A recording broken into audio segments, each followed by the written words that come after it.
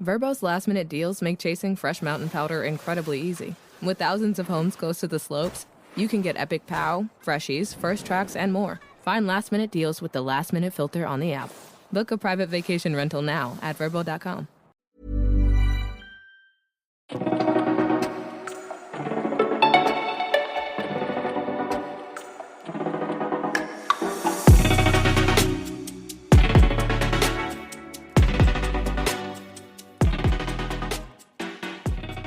Bonjour et bienvenue sur un nouvel épisode du podcast La Pointe. Je suis Christophe Augier, je suis en compagnie de Frédéric Durand. Bonjour Christophe, bonjour à tous. Pour attaquer cette nouvelle année 2026, on ne pouvait pas rêver mieux. Aujourd'hui, nous recevons l'architecte, celui qui a pris le water-polo quand il était au fond du trou en Mondial C pour le hisser jusqu'aux Jeux Olympiques. Il a tout connu, les désillusions politiques de 80 et 84, l'ivresse de la qualification pour Séoul 88 et la direction du sport olympique français aux côtés d'Henri Serrandour. Mesdames et messieurs, Jean-Paul Clémençon est notre invité exceptionnel. Ensemble, on va parler sans filtre de la méthode pour construire une équipe de guerriers, de son regard lucide, parfois critique sur la 4e place à Doha et les Jeux de Paris 2024, et de son combat actuel, pourquoi nos clubs sont en danger et pourquoi changer les règles tous les 4 matins tue notre sport. C'est une masterclass d'histoire, de management et de passion. Installez-vous bien, vous écoutez une légende. La Pointe, saison 2025-2026, épisode 20, c'est parti. Et juste avant de commencer, pense à t'abonner, ça ne prend que 2 secondes. T'abonner, ça nous aide beaucoup parce que plus on est nombreux, plus le podcast sera connu et plus nous pourrons le développer. Donc abonne-toi dès à présent sur YouTube, Spotify, Deezer ou Apple Podcast et n'hésite pas aussi à mettre 5 étoiles sur la plateforme. Tu peux nous écouter comme ça sur la route, en allant au boulot, en faisant du sport ou juste avant l'entraînement.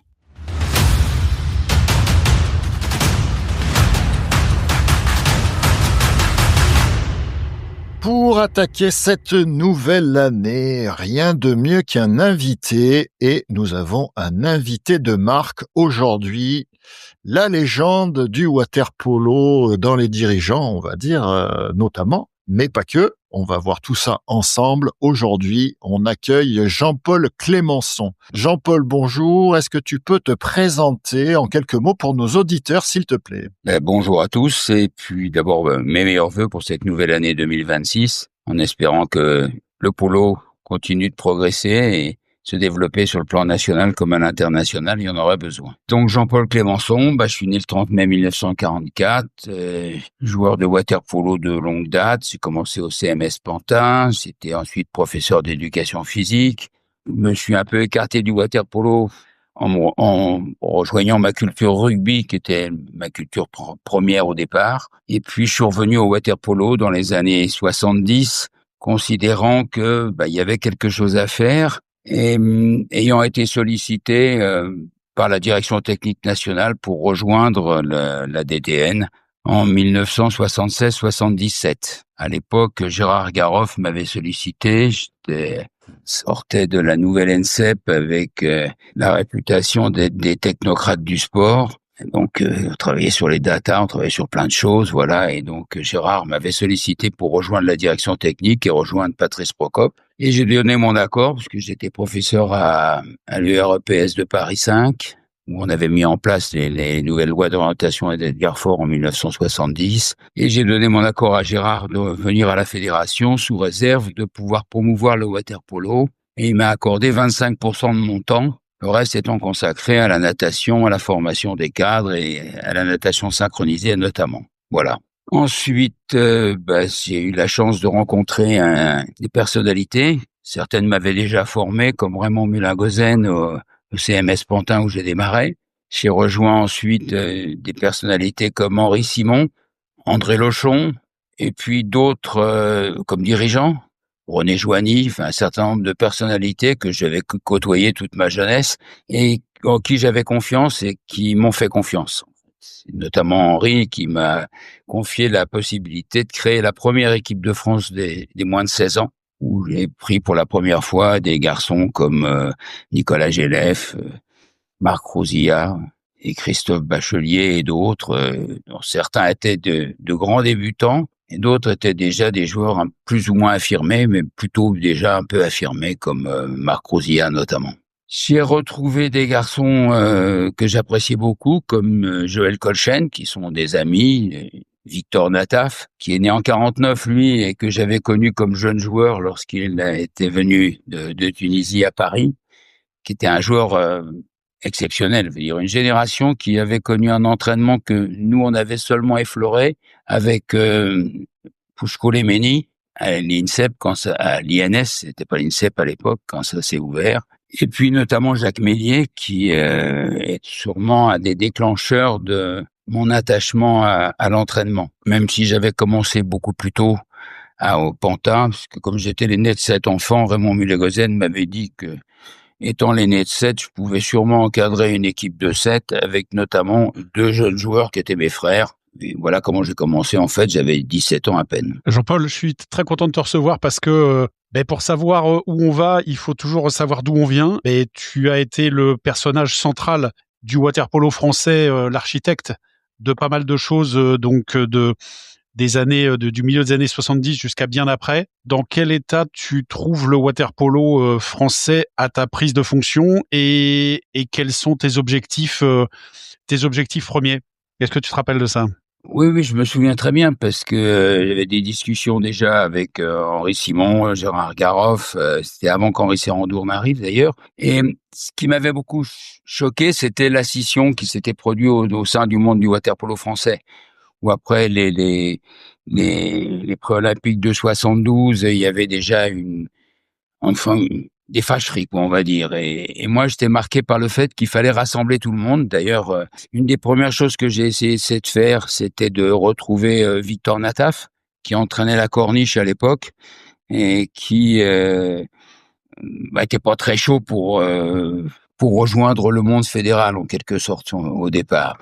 Et finalement, j'ai surtout cherché à ramener tout le monde au sein d'un même mouvement pour reconstruire. Enfin, pour reconstruire, c'est peut-être un grand terme, mais en tout cas pour aller de l'avant avec le water-polo. C'est autour d'Henri Simon, de Gérard Garoff qui m'a facilité les choses, de la Fédé qui m'a laissé faire en fait, et m'a permis de renouer avec Alphonse Angela qui était un peu sur le côté aussi. L'idée, c'était Marc Menot. L'idée, c'était de ramener tout le monde pour travailler ensemble. Et j'ai eu l'occasion de retravailler avec Richard Papazian, par exemple, qui à l'époque s'occupait des juniors, André Lechon, qui était entraîneur aussi de l'équipe de France et de l'équipe de France junior, Jean-Marie Brun, Jean-Pierre David, enfin tous ceux qui participaient de près ou de loin au water-polo, l'idée, ça a été de les rassembler et de travailler ensemble, parce que pour moi, il n'y avait pas de nord, il n'y avait pas de sud, même si ça m'a souvent coûté, parce que au nord, je passais pour un type du sud, et au sud, je passais pour un type du nord. En fait, j'étais parisien, quoi. Donc, j'étais bien entre les deux. Et c'était ça l'idée principale. Et l'idée, c'était surtout d'essayer de redonner de l'élan et un niveau d'aspiration élevé pour des joueurs que j'appréciais beaucoup, que je voyais de temps en temps, notamment quand on allait pour le jeune poloiste à Marseille. Il y avait les Michel Hidou, Armand, René Bretonnès, Luc Morel, Alain Flouret, qui étaient des joueurs, je veux dire, ils représentaient pour moi quelque chose de joyeux, de positif, d'optimiste. Voilà, donc ils me regardaient un peu de manière un peu bizarre, en me disant, voilà, qu'est-ce que c'est que ce type qui veut des trucs comme ça. Et Jean-Paul, au niveau de la hiérarchie européenne ou mondiale, à ce moment-là, donc là, on est en 75-76, dans ces eaux-là. La France, je sais que la France s'est qualifiée à Jönköping en 77 en Suède, mais la France est à quel niveau à ce moment-là? Vous bataillez avec quel type d'équipe? On fait un tournoi, notamment en 76 à Antibes, où c'est la Belgique, l'Autriche, la Suisse. C'est vraiment le groupe B et C et je me souviens que parce que ce tournoi en 76 où on gagne avec les 56 en gros, après c'est des joueurs de 56, notamment quelques joueurs de Nice, mais déjà Philippe Joigny, d'autres qui étaient là. Marc Bricefer. Voilà, Marc Bricefer, évidemment. Marc avait commencé sa carrière dans les buts en 74 aux Jeux à Vienne, et puis qui a souhaité jouer dans le champ de jeu ensuite. Marc, c'est quand même un des grands personnages de l'aventure qu'on a vécue ensemble. Voilà. Donc toi, quand tu prends cette équipe, elle est donc là, vous êtes sans manquer de respect ou ne nous méprenons pas à la cave un petit peu quand même au niveau européen. Et à l'instar un petit peu, on en parlait à Christophe, de Daniel Costantini qui a récupéré une équipe de France de handball dans un mondial C pour l'amener vers des hauteurs gigantesques, j'allais dire. Toi, tu prends cette équipe. Est-ce que tu vois qu'il y a une possibilité de développement? Est-ce que tu vois qu'il y a un potentiel? Est-ce que tu penses à une qualif olympique? Ou est-ce que vous êtes trop loin derrière? Non, là, l'idée, c'est de ramener l'équipe de France aux Jeux Olympiques. Ça, c'est l'idée. Dès le départ, et je l'ai bien ancré. J'ose pas trop le dire parce que ça pourrait faire prétentieux mais l'idée, c'est ça. Par contre, je prends pas l'équipe tout de suite. Moi, je suis à la direction technique, donc j'ai quand même pas mal de choses à faire. Et je travaille plutôt directement avec la commission. Et en 77, c'est Victor qui va prendre l'équipe, Victor Nataf avec Joël, qui vont prendre l'équipe. Voilà, Armand est pas encore rentré en équipe de France. Il va faire le déplacement à Jönköping où il va suivre l'équipe de France. Mais c'est Victor et Joël qui prennent l'équipe au départ. L'idée, c'est pas tellement d'affirmer, une personnalité plus qu'une autre. L'idée, c'est de créer un courant, de faire émerger un certain nombre d'idées, notamment les manœuvres collectives, redéfinir un peu la philosophie du jeu sur un jeu de mouvement. C'est ça qui, moi, m'intéresse. Ce qui m'intéresse, c'est le jeu de mouvement. Profiter des espaces. Vraiment travailler sur la singularité, les spécificités du water-polo pour éviter d'en faire un jeu comme c'était l'avant-piquet. Donc, on invente les termes d'avant de pointe, on définit les termes de milieu, on définit un certain nombre de choses qui vont prendre leur temps pour rentrer dans les mentalités et faire en sorte que on crée un jeu qui soit plaisant pour les joueurs et plaisant pour le public qui vient regarder ces joueurs. Voilà, c'est ça l'idée. L'idée, c'est de faire du water-polo quelque chose de festif, de plaisant. Voilà, et moi, je m'occupe surtout des jeunes. Je m'occupe surtout des jeunes en Île-de-France déjà depuis un certain temps, mais j'ai du goût à m'occuper des jeunes parce que ils sont pas, ils sont pas marqués par des modes de jeu précis. Ils sont pas marqués par des recettes. Passer la balle à la pointe, à l'avant de pointe, ou à l'avant piqué à l'époque. On essaie de faire des mouvements, de faire des écrans. Voilà, donc on va commencer à parler de ces manœuvres collectives, les manœuvres dites du premier type, du deuxième type et du troisième type, qui fait énormément rire les joueurs parce que à l'époque c'est le film La rencontre du troisième type. Alors donc forcément c'est sujet à me faire brocarder de manière colossale. Bon, mais c'est égal, en tout cas, ça fait parler et ça mobilise, je veux dire. Même si les manœuvres collectives, au début, Michel Hidou me dit, mais où est ma créativité dans tout ça? Je dis, Michel, ta créativité, elle est permanente. Tu fais, si tu veux tirer avant parce que tu as la possibilité, tu tires avant. Si tu veux t'engager, tu t'engages. De toute façon, la manœuvre collective, elle est basée finalement sur du 1 contre 1. Voilà, c'était ça l'idée un peu. C'était pas tellement de prendre une position. Ça s'est fait comme ça. Voilà, parce qu'en 78, on fait un stage à la Roque d'Enterron, et puis les anciens qui ne venaient plus au rassemblement d'équipe de France viennent. Il leur semble peut-être qu'il y a un discours nouveau, quelque chose qui se passe, donc ils vont venir. Voilà, et c'était un peu l'objectif, c'était faire que tout le monde se sente concerné par cette équipe de France et y apporte quelque chose. L'idée, c'est pas d'en être propriétaire ou quoi que ce soit. L'idée, c'est pas ça. L'idée, c'est même pas la notion d'être leader. C'est la notion de partager et de faire ensemble quelque chose. Faut dire que là-dessus, j'ai été bien servi par l'amitié de mes compagnons, quoi. Je veux dire que ce soit les joueurs au début ou même après. Et puis Victor, Joël. Jean-Marie Brun, qui était quand même un personnage colossal dans cette relance du water-polo français, on va dire, sur le plan des résultats. Alors les résultats, justement, ils tardent pas trop, puisque vous faites les pré-olympiques de 1980 pour vous qualifier pour Moscou. Vous échouez dans la qualification, mais il y a une possibilité, tu vas nous en dire plus évidemment, mais il y a une possibilité de repêchage suite à des résultats favorables et surtout suite au boycott, notamment des États-Unis qui déclarent forfait pour les Jeux. Comment ça se passe cette période-là? C'est un peu compliqué parce que on pourrait se qualifier, mais on fait match nul au tout dernier moment. Le Canada égalise. Après, on joue plutôt pas mal contre Cuba, qui est une équipe du top niveau mondial à l'époque. crois qu'on perd de 2 buts, je pense, il me semble que c'est quelque chose comme ça, de mémoire. Enfin, on perd de pas grand-chose contre Cuba. Finalement, bon, on peut pas se qualifier parce que ils font match nul avec Cuba et le Canada. Voilà. Et le comité olympique français, le CNOSF, qui a été créé il y a peu, dans les années 70, décide qu'il n'y aura pas de repêchage. Claude Collard, le président de l'époque, qui est pourtant un grand personnage, que j'ai eu l'occasion de croiser, mais n'autorise pas ce qui est de repêchage. Donc on n'y va pas. Évidemment, c'est un peu un coup d'arrêt pour nous, parce que ça nous aurait donné un éclairage. Il y avait déjà une équipe qui était pour moi de bonne qualité, qui faisait un water-polo qui était plaisant. Mais bon, il faut accepter ce qui est la décision, et donc on n'y va pas. En 81, on fait un championnat d'Europe à Split où ça va plutôt pas mal. Malheureusement, on a un match sous un déluge, un orage pas possible, avec un délégué qui s'appelait un Allemand, qui était Jürgen Hack, qui décide, malgré l'orage, qu'on va quand même jouer. Donc finalement, on gagne pas ce premier match. Je crois que c'est contre la Bulgarie, il me semble, je sais plus, quelque chose comme ça. Enfin bref, on va pas se qualifier pour le groupe B, mais on va quand même montrer des signes de qualité de jeu. Et on va commencer à être un peu invité un peu partout. L'Espagne, notamment, va commencer à nous regarder en disant, mais il y a quelque chose de changé. Déjà en 80 au pré-olympique à Jvar, où on s'était qualifié pour le tournoi pré-olympique mondial. Pré-olympique, on avait battu la Bulgarie. On avait perdu juste d'un but contre l'Espagne sur un but on avait battu la Suède.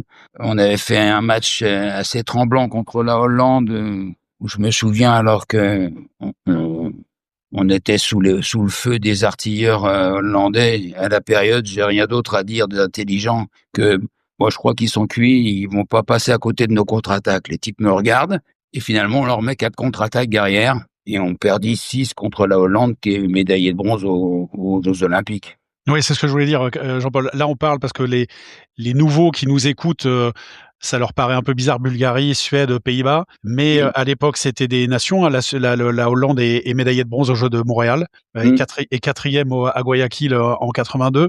Donc la Hollande, c'était une vraie référence.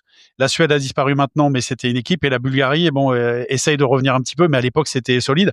L'absence de qualification, donc de renoncement, j'allais dire, de décision fédérale ou ministérielle, se reproduit en 84. Donc en 84, vous perdez à Rome la Grèce à 2 secondes de la fin au pré-olympique. Et puis là c'est plus les Américains qui boycottent évidemment, mais c'est les Russes et les Hongrois qui libèrent 2 places, que prendront, je crois, le Brésil et je sais pas si c'est la Chine. Mais la Chine est qualifiée. La Chine est qualifiée. Alors c'est le Brésil et je sais plus qui. Je crois que c'est le Canada. Je crois que c'est l'Italie qui va. L'Italie a qualifié puisqu'on a fait le tournoi de qualification à Rome. Le Canada, je crois. Ouais, c'est le Canada qui va. Voilà. Ouais. Le Canada. Et donc 2 fois de suite. Ouais, est-ce que quand tu travaillais, tu avais le soutien de ta fédé? Parce que il y a toujours ce problème de la Fédération française de natation, le water polo, qui est un peu le parent pauvre. Et comment, toi, les joueurs, un rêve olympique 2 fois de suite pour une génération de joueurs qui s'envolent, comment tu vois ça? Ah bah ça a été assez difficile, d'abord parce que j'apprends c'est le jour de mes 40 ans où j'apprends que on va pas y aller. Donc et les joueurs me harcelaient au téléphone, ils voulaient savoir si on y allait ou pas, et donc et quand j'ai appris la nouvelle, bah je leur ai dit voilà, on peut, c'est non. Donc ils étaient tous très déçus, moi aussi d'ailleurs. C'est quelque chose, on est passé pas grand chose à côté. Armand avait été blessé au tournoi à Rome, et puis bon, ça faisait 2 fois qu'on était sur le palier, donc c'était un peu dur, quoi. Je veux dire. Et la fédération ou le ministère, ils justifiaient ça comment? Ah bah le ministère a pas pris la décision, c'est le comité olympique qui est responsable de la délégation olympique, et donc la Fédé nous a plutôt soutenus. On avait aussi fait les championnats du monde à Guayaquil en 82, c'est-à-dire qu'on avait réussi à se qualifier. L'idée, c'était de remettre l'équipe de France au goût du jour, quoi. Je veux dire, il fallait que ce soit, et donc la Fédé nous a plutôt soutenus. Henri Sérandour était élu en 81. Ancien poloiste. Ouais, ancien poloiste, bien évidemment, mais je veux dire que depuis que j'ai intégré la Fédé en 76-77, j'ai jamais eu d'opposition de la part de la Fédé. Jamais eu. Il faut dire aussi que moi, je suis d'une génération où nager et jouer au water polo, c'était pas la guerre, quoi. Je veux dire, c'était c'était classique. Je veux dire, on nageait et on jouait au water-polo. On faisait le traversée. À Pantin, il fallait plonger. Quand on avait 14 ans, il fallait monter à 10 mètres pour le cran et la virilité. Bon. Il y en a qui sont rentrés par la tête, ils ont fait champion de plongeon. Moi, je suis rentré par les pieds. D'autres sont descendus par les escaliers. Donc, il y avait une espèce de culture générale des sports de la natation. Et tout ça, c'était dans une ambiance un peu festive quand même. Je veux dire, et donc, moi, j'ai entraîné très jeune en natation. J'ai entraîné aussi jeune en water-polo. Donc, en fait, je connaissais assez bien le milieu. Et le milieu m'a toujours accepté. Je veux dire, j'ai jamais eu de problème. En fait, l'idée que ce qu'on avait derrière nous comme formation au sein du club, c'était de rassembler, quoi. Voilà, il fallait toujours penser collectivement. Il fallait penser à l'équipe d'abord. On ne pensait pas à soi, on pensait d'abord à l'équipe. Il fallait qu'on soit présent, il fallait être à l'heure, il fallait honorer la parole. Et nous, la devise, c'était faut rendre la chose possible. Voilà, c'est ma devise. Henri aimait bien que je dise ça. Il me disait, j'aime bien ton truc là, rendre la chose possible. C'est pas mal ça. Mais ce qui est bien, c'est que donc finalement, si on regarde 4 ans, 6 ans, 8 ans, entre 76 et 84, c'est pas non plus une super longue période pour sortir une équipe du marasme, puisque on parlait du Mondial C, et puis là on parle d'une possible qualification olympique. Donc en 7-8 ans, c'est quand même un super boulot. Et là, on a parlé donc des pages, j'allais dire, un peu sombres. On va maintenant ouvrir les pages un peu plus radieuses. À partir de, alors tu me corriges si je me trompe, mais à partir de 85, c'est les championnats d'Europe à Sofia. Tu vas constituer une équipe qui va quasiment pas bouger de 85 à 88, ou très peu bouger. À part, bon, il y a eu la retraite d'Armand, mais sinon, tous ceux qui étaient là sont restés là. Et là, vous avez, il y a un sacré potentiel parce que tu as une équipe quand même qui est les anciens d'avant, les Marc Brisfer, Philippe Hervé, tout ça, agrémenté par des jeunes qui arrivent. Et là, vous faites un championnat du monde à Madrid où pour la première fois, vous intégrez le top 8 en faisant notamment des matchs nuls avec les USA qui finissent 4e. Là, est-ce que c'est le premier chapitre de la qualification pour Séoul, selon toi? Oui, c'est ça. Enfin, ce qui a été difficile, c'est de survivre après 84. Il y a eu une espèce on fait pas les championnats d'Europe qu'on doit faire en 85 à Sofia. On doit faire mieux parce qu'on a une équipe dont on a dit qu'il était plus difficile d'en sortir que d'y rentrer. On m'a dit ça, on m'a dit, mais avec toi, c'est plus difficile de sortir de l'équipe de France que d'y rentrer. J'ai toujours eu ce sentiment qu'il fallait respecter les joueurs, leur faire confiance. La confiance, c'est pas un truc qui se calcule. Je veux dire, enfin, c'est pas de l'ordre du calcul. Et bien évidemment, il faut qu'ils donnent les efforts qui sont nécessaires pour l'équipe, qu'ils se conforment à la discipline des regroupements, enfin tout ce qui est nécessaire pour le bon fonctionnement d'une équipe. Mais on doit leur faire confiance. On doit et un joueur qui fait une erreur, de toute façon le score n'avance que sur des erreurs. Je veux dire, c'est l'erreur provoquée ou l'erreur commise, mais volontairement. Mais s'il y a personne ne fait d'erreur, c'est 0-0 à l'arrivée, quoi. En 84, donc c'est un peu difficile. On fait pas les championnats d'Europe qu'on doit faire, mais on arrive quand même parce qu'on a lancé aussi un truc qui s'appelle les Internationaux de France, que je peux créer avec la complicité de la Fédé, qui me suit, et surtout de Robert Vaouni, à qui je dis, bon, écoutez, peut-être que si vous pouviez mettre 100 000 francs, ce serait bien, quoi. Je veux dire, il me regarde, il me dit, 100 000 francs? Et vous n'y pensez pas, si, j'en aurais besoin. Mais la Fédé, elle met combien? Bon, on va mettre pareil, alors. Donc, en fait, bon, j'ai l'idée de faire une grande épreuve en France pour que les gens voient le plus beau water-polo possible et que nous, on montre qu'on peut être compétitif dans ce truc-là. Donc, je dis, International de France qui s'est appelé donc au début Tournoi de Marseille. Parce que parce que c'est au cercle où tout le monde est venu, hein. L'Australie, les États-Unis, la grande URSS, l'Allemagne, toutes les grandes nations. Il n'y a jamais eu un absent dans ce tournoi-là. Ça a été un tournoi fédérateur et effectivement, c'est pas un tournoi au rabais où tous les meilleurs étaient là à chaque fois. À chaque fois, et bon, c'est un peu, alors c'est un peu dans ce que je disais tout à l'heure, c'est-à-dire rendre la chose possible, quoi. Donc, pour moi, c'était et Bobby, enfin, Robert Vaoni, le président, me suit, quoi, je veux dire. Et Henri me dit, mais t'es sûr? Parce que c'est quand même, ça risque de coûter cher. Non, ça va pas coûter si cher que ça. Monsieur Vaoni est d'accord pour mettre des sous, et Vaoni me dit, et la Fédé met des sous? Oui, oui, ils sont d'accord pour mettre des sous. Enfin bref. Finalement, je vais m'en sortir.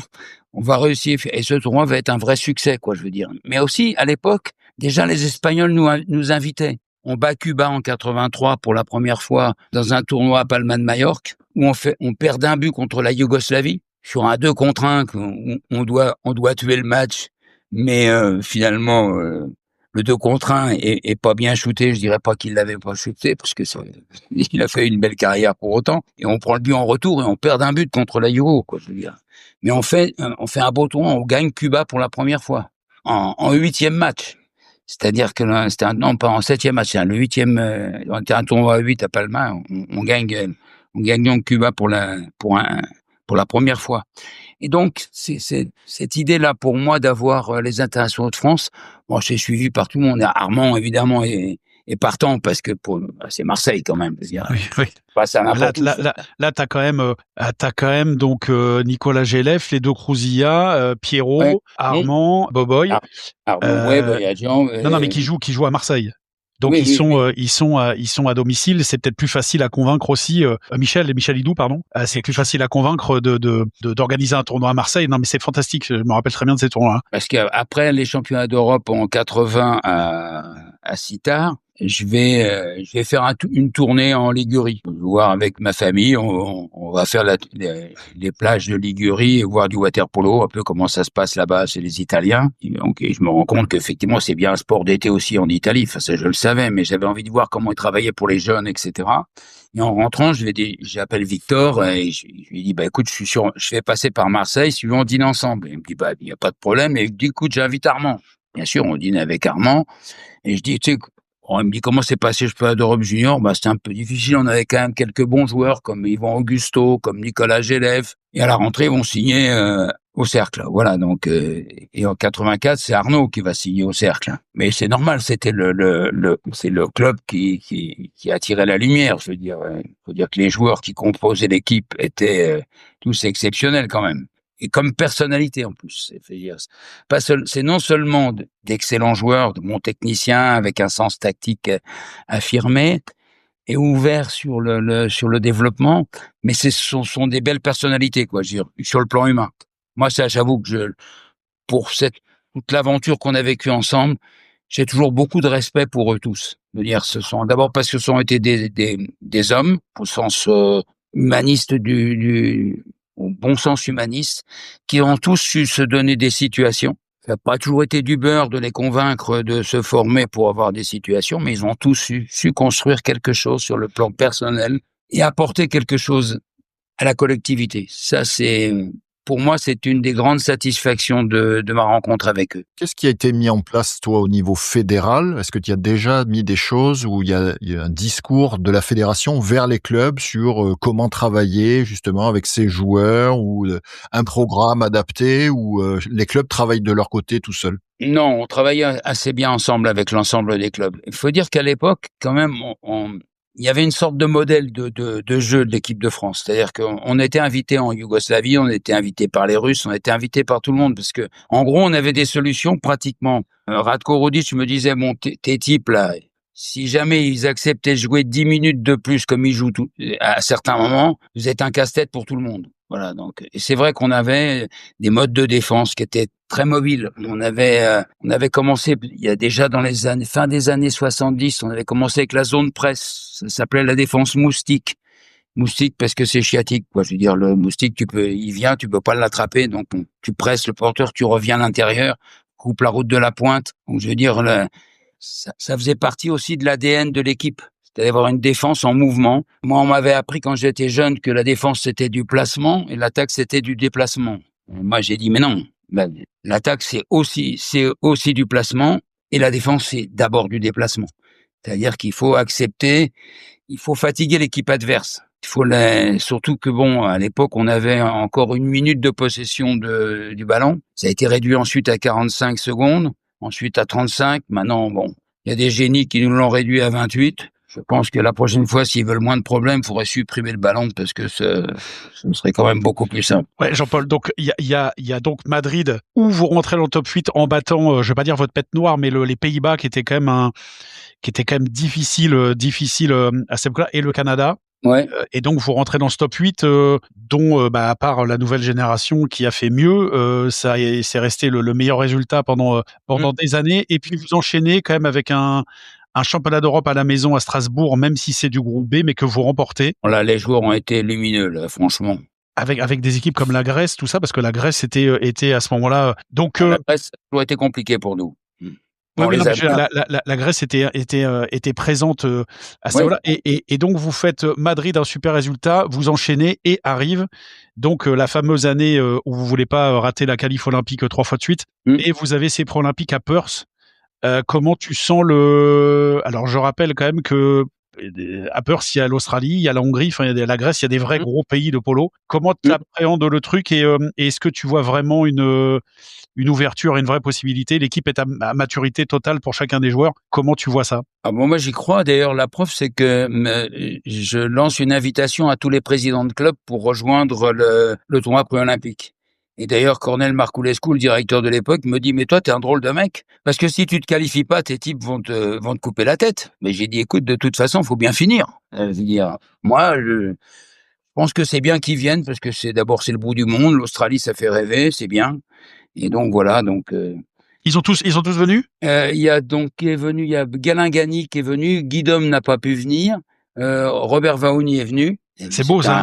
Un grand souvenir, c'était beau, franchement. Et Henri Simon est là aussi, Alphonse Angela bien sûr, puisqu'il était encore à la FINA à l'époque. Et pour moi, c'est sûr qu'on doit voir. C'est difficile parce qu'on joue le Mexique pour commencer, et malheureusement en début d'année. Notre gardien de but de l'équipe, puisque Armand arrête son activité de joueur après les championnats du monde de 86. Arnaud a perd ses parents et a des problèmes de santé. Mais on va le garder quand même, et c'est Volpi qui prend les buts à l'époque, Christian Volpi de Nice. Et Arnaud évidemment, était destiné à être le numéro 1, mais malheureusement, il n'est pas en grande forme. Et je me souviens que sur le premier match contre le Mexique, où il y a ce grand gaucher mexicain, 1m95, et contre toute attente, je fais demander à Arnaud de commencer dans les buts, mais je le dis juste 3 minutes avant le début du match, de manière à ce qu'il n'y ait pas trop de discussion. Et sur la première possession des Mexiques, le grand gaucher envoie une patate, un tir splendide qu'Arnaud reprend de la tête. Je sais pas si ça lui a mis les idées en place, mais il a fait une partie fantastique derrière, et on gagne cette première partie. Et derrière, franchement, y compris contre la Hongrie ou l'Australie, on doit gagner. Sauf que bon, c'est pas, il y a un petit relâchement dans les 2 dernières minutes où, en finale de ce tournoi contre l'Australie, on doit gagner, mais bon. Mais vous validez la qualif contre la Bulgarie, c'est ça? Oui, on valide complètement avant. C'est pas la Bulgarie qui est là, je me souviens même plus maintenant. Si, c'est Bulgare. C'est Bulgare où vous passez facile, et puis après c'est les matchs de classement pour gagner le tournoi. Est-ce que c'est ce soir de qualif, alors c'est l'aboutissement pour des gars qui sont là depuis longtemps, hein, Michel Hidou, Marc Brisfer, qui ont vu la qualif de 80-84 leur passer sous le nez. Est-ce que c'est l'aboutissement d'une génération? Est-ce que c'est ton plus beau souvenir de là où tu viens, de là où vous êtes parti 10 ans après? Finalement, c'est pas énorme, 10 ans. Une qualif olympique avec ces gars-là, est-ce que c'est le plus beau souvenir de ta vie? Ouais, c'est un très beau souvenir quand même, parce qu'ils sont joyeux, ils sont heureux comme tout. Je veux dire, le soir avec les Néo-Zélandais dans un bar, ils se mettent à jouer au rugby dans le bar avec ils sont vraiment débordants de joie, et je suis vraiment très content pour eux parce qu'ils le méritent. Je veux dire, ils sont quand même passés par des hauts et des bas, et ils ont toujours répondu présent chaque fois que je leur ai proposé un challenge. Ils ont réussi quand même à reprendre et à chaque fois s'améliorer. Pour amener cette équipe-là justement au jeu, tu disais c'était un objectif. Pour avoir un ordre d'idée, combien de jours de stage ou de rassemblement par an vous faisiez à cette époque-là? Alors, en jours de stage et de compétition, les dernières années, c'était 100 jours. C'était quasiment presque 3 mois. L'année des Jeux Olympiques, c'est 3 mois. D'ailleurs, je fais un truc qui est tout à fait particulier. La préparation est venue voir. J'ai fait un camp d'entraînement avec les familles. C'est-à-dire que j'ai fait venir les femmes, les enfants pour ceux qu'on avait, et ceux qui n'étaient pas mariés mais qui avaient une fiancée sont venus. De toute façon, il y avait le droit qu'à une seule fiancée pour le stade. Hein. Il n'y avait pas de changement de fiancée. Et Jean-Paul, là, on parle d'une époque où il n'y a pas ou peu ou très peu d'argent. Les gars bossent ou étudient à côté. Comment tu fais? Alors, j'en ai parlé parce que bon, je les connais avec Nicolas Mariscal qui lui bossait. J'en ai parlé beaucoup avec Pascal Perrault, tout ça. Mais comment tu fais comment les gars font pour se libérer? À l'époque, on a 4 semaines ou 5 semaines de congé. Voilà, on négocie avec les employeurs où Pascal Perrault, par exemple, il est, pour négocier avec pour Mariscal, c'est pas trop difficile. René est orfèvre, donc voilà.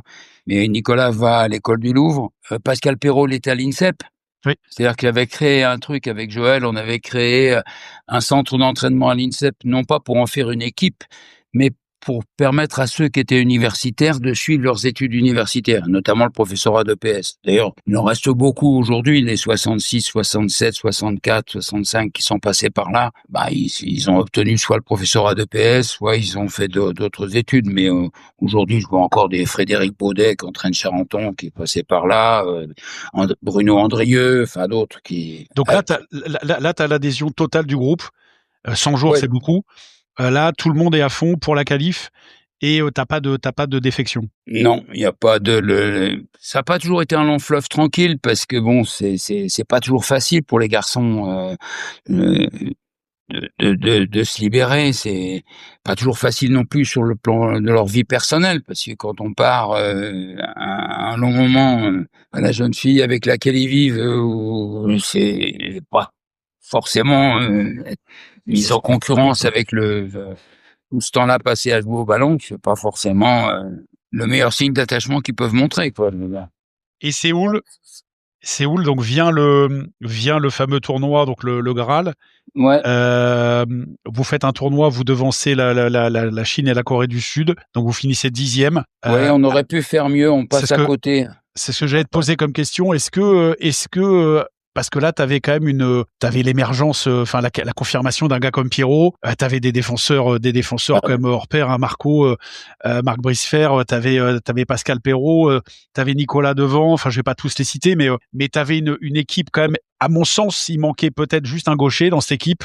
On avait eu Lancelot pendant un moment, mais on a cherché le gaucher en question. Oui. Et peut-être une deuxième pointe pour soulager Nico, mais après, tous les postes, c'était fort. Est-ce que tu as un petit regret par rapport à ces jeux-là? Est-ce que tu penses que l'équipe est allée au max de ce qu'elle pouvait donner ou pas? Non, on est passé à côté. Ça bascule contre l'Allemagne. Contre l'Allemagne, on doit gagner ce match. Contre l'Allemagne, on commence par la Corée. Bon, la Corée sans difficulté, mais on doit gagner l'Allemagne et manque de chance. Je crois qu'on fait que match nul ou un truc comme ça. On doit les prendre. Et Allemagne qui finit 4e. Hein. Ouais. Et si on les prend ce jour-là, il y a pas de problème. On finit nous dans les 6 premiers, je pense. Je pense qu'on avait la place. On perd aussi l'Australie, qu'on avait les moyens de dominer. Mais faut dire, ce qui est difficile, c'est que c'est la première fois qu'on se retrouve dans cet univers-là. Le village, bon, évidemment, c'est la source de tous les émerveillements. Tu descends, tu vois Matt Biondi, tu vas manger, tu rencontres toutes les gloires, toutes les stars que la terre connaît. Donc, voilà, donc ça change un peu. Et puis le fait de se qualifier fin mai, même si on a fait un très bon stage et des bons tournois derrière, le tournoi de Séville notamment. C'est difficile de remonter 2 fois, surtout que c'est tard. C'est-à-dire que c'est fin septembre, octobre, les Jeux à Séoul. C'est vraiment tard. Et donc, il a fallu passer tout l'été. Est-ce que le pic, finalement, c'était pas la qualif? On en avait déjà parlé avec les équipes olympiques d'après, mais est-ce que finalement, le pic, c'est pas la qualif et après, comme la France n'est pas un pays habitué à aller aux Jeux, donc ne se positionne pas pour un éventuel podium, est-ce que finalement la victoire c'est déjà de se qualifier? Et est-ce que vous vous êtes peut-être inconsciemment, je vais pas dire mis des limites, mais fêter juste la qualif et aller aux Jeux comme un aboutissement peut-être et pas une compétition? Qu'est-ce que tu en penses? Ouais, je pense que c'est inconscient, c'est-à-dire qu'en fait le fait d'y être arrivé enfin. enfin y être arrivé après les déboires de 80 et de 84. Ouais, je pense que la motivation, on n'a pas su l'entretenir comme il fallait, je pense. Enfin, peut-être qu'il aurait fallu un travail psychologique plus avancé, je sais pas.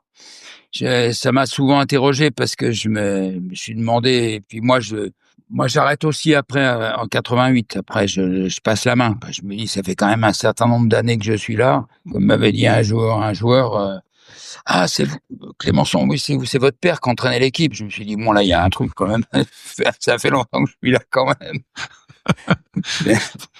mais bon, voilà. Je pense qu'aujourd'hui, qu'on prendrait les choses un peu différemment. Mais bon, on a aussi l'expérience. Voilà, c'est la grande différence. En tout cas, ça a été un bel aboutissement pour les joueurs quand même. Voilà, La France s'était pas qualifiée depuis 1960 à Rome. Donc, voilà. 28 ans de disette. Donc, toi, tu passes la main, c'est Victor qui prend la suite. Et Victor qui prend la suite avec Armand. Ouais. Avec Armand. Et donc là, on va perdre, de mémoire, mais on perd Michel Hidou, on perd Michel Cousilla, on en perd quand même pas mal sur le chemin. Les championnats du monde de 91, parce que ça, c'est aussi une réalité, c'est qu'on on a fait quand même 3 championnats du monde, quoi, je veux dire. Et de rang.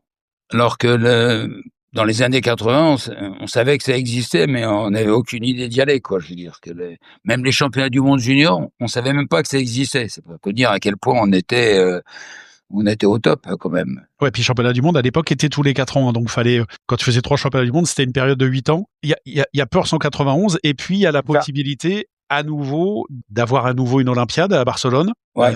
Et puis il y a ce tournoi à Calgary où alors je sais pas comment ça s'est passé exactement. Il y a Pierrot et Nicolas qui reviennent, je crois. Et puis au championnat de France universitaire, j'ai donné rendez-vous à Nicolas et dans un bistrot à Cannes.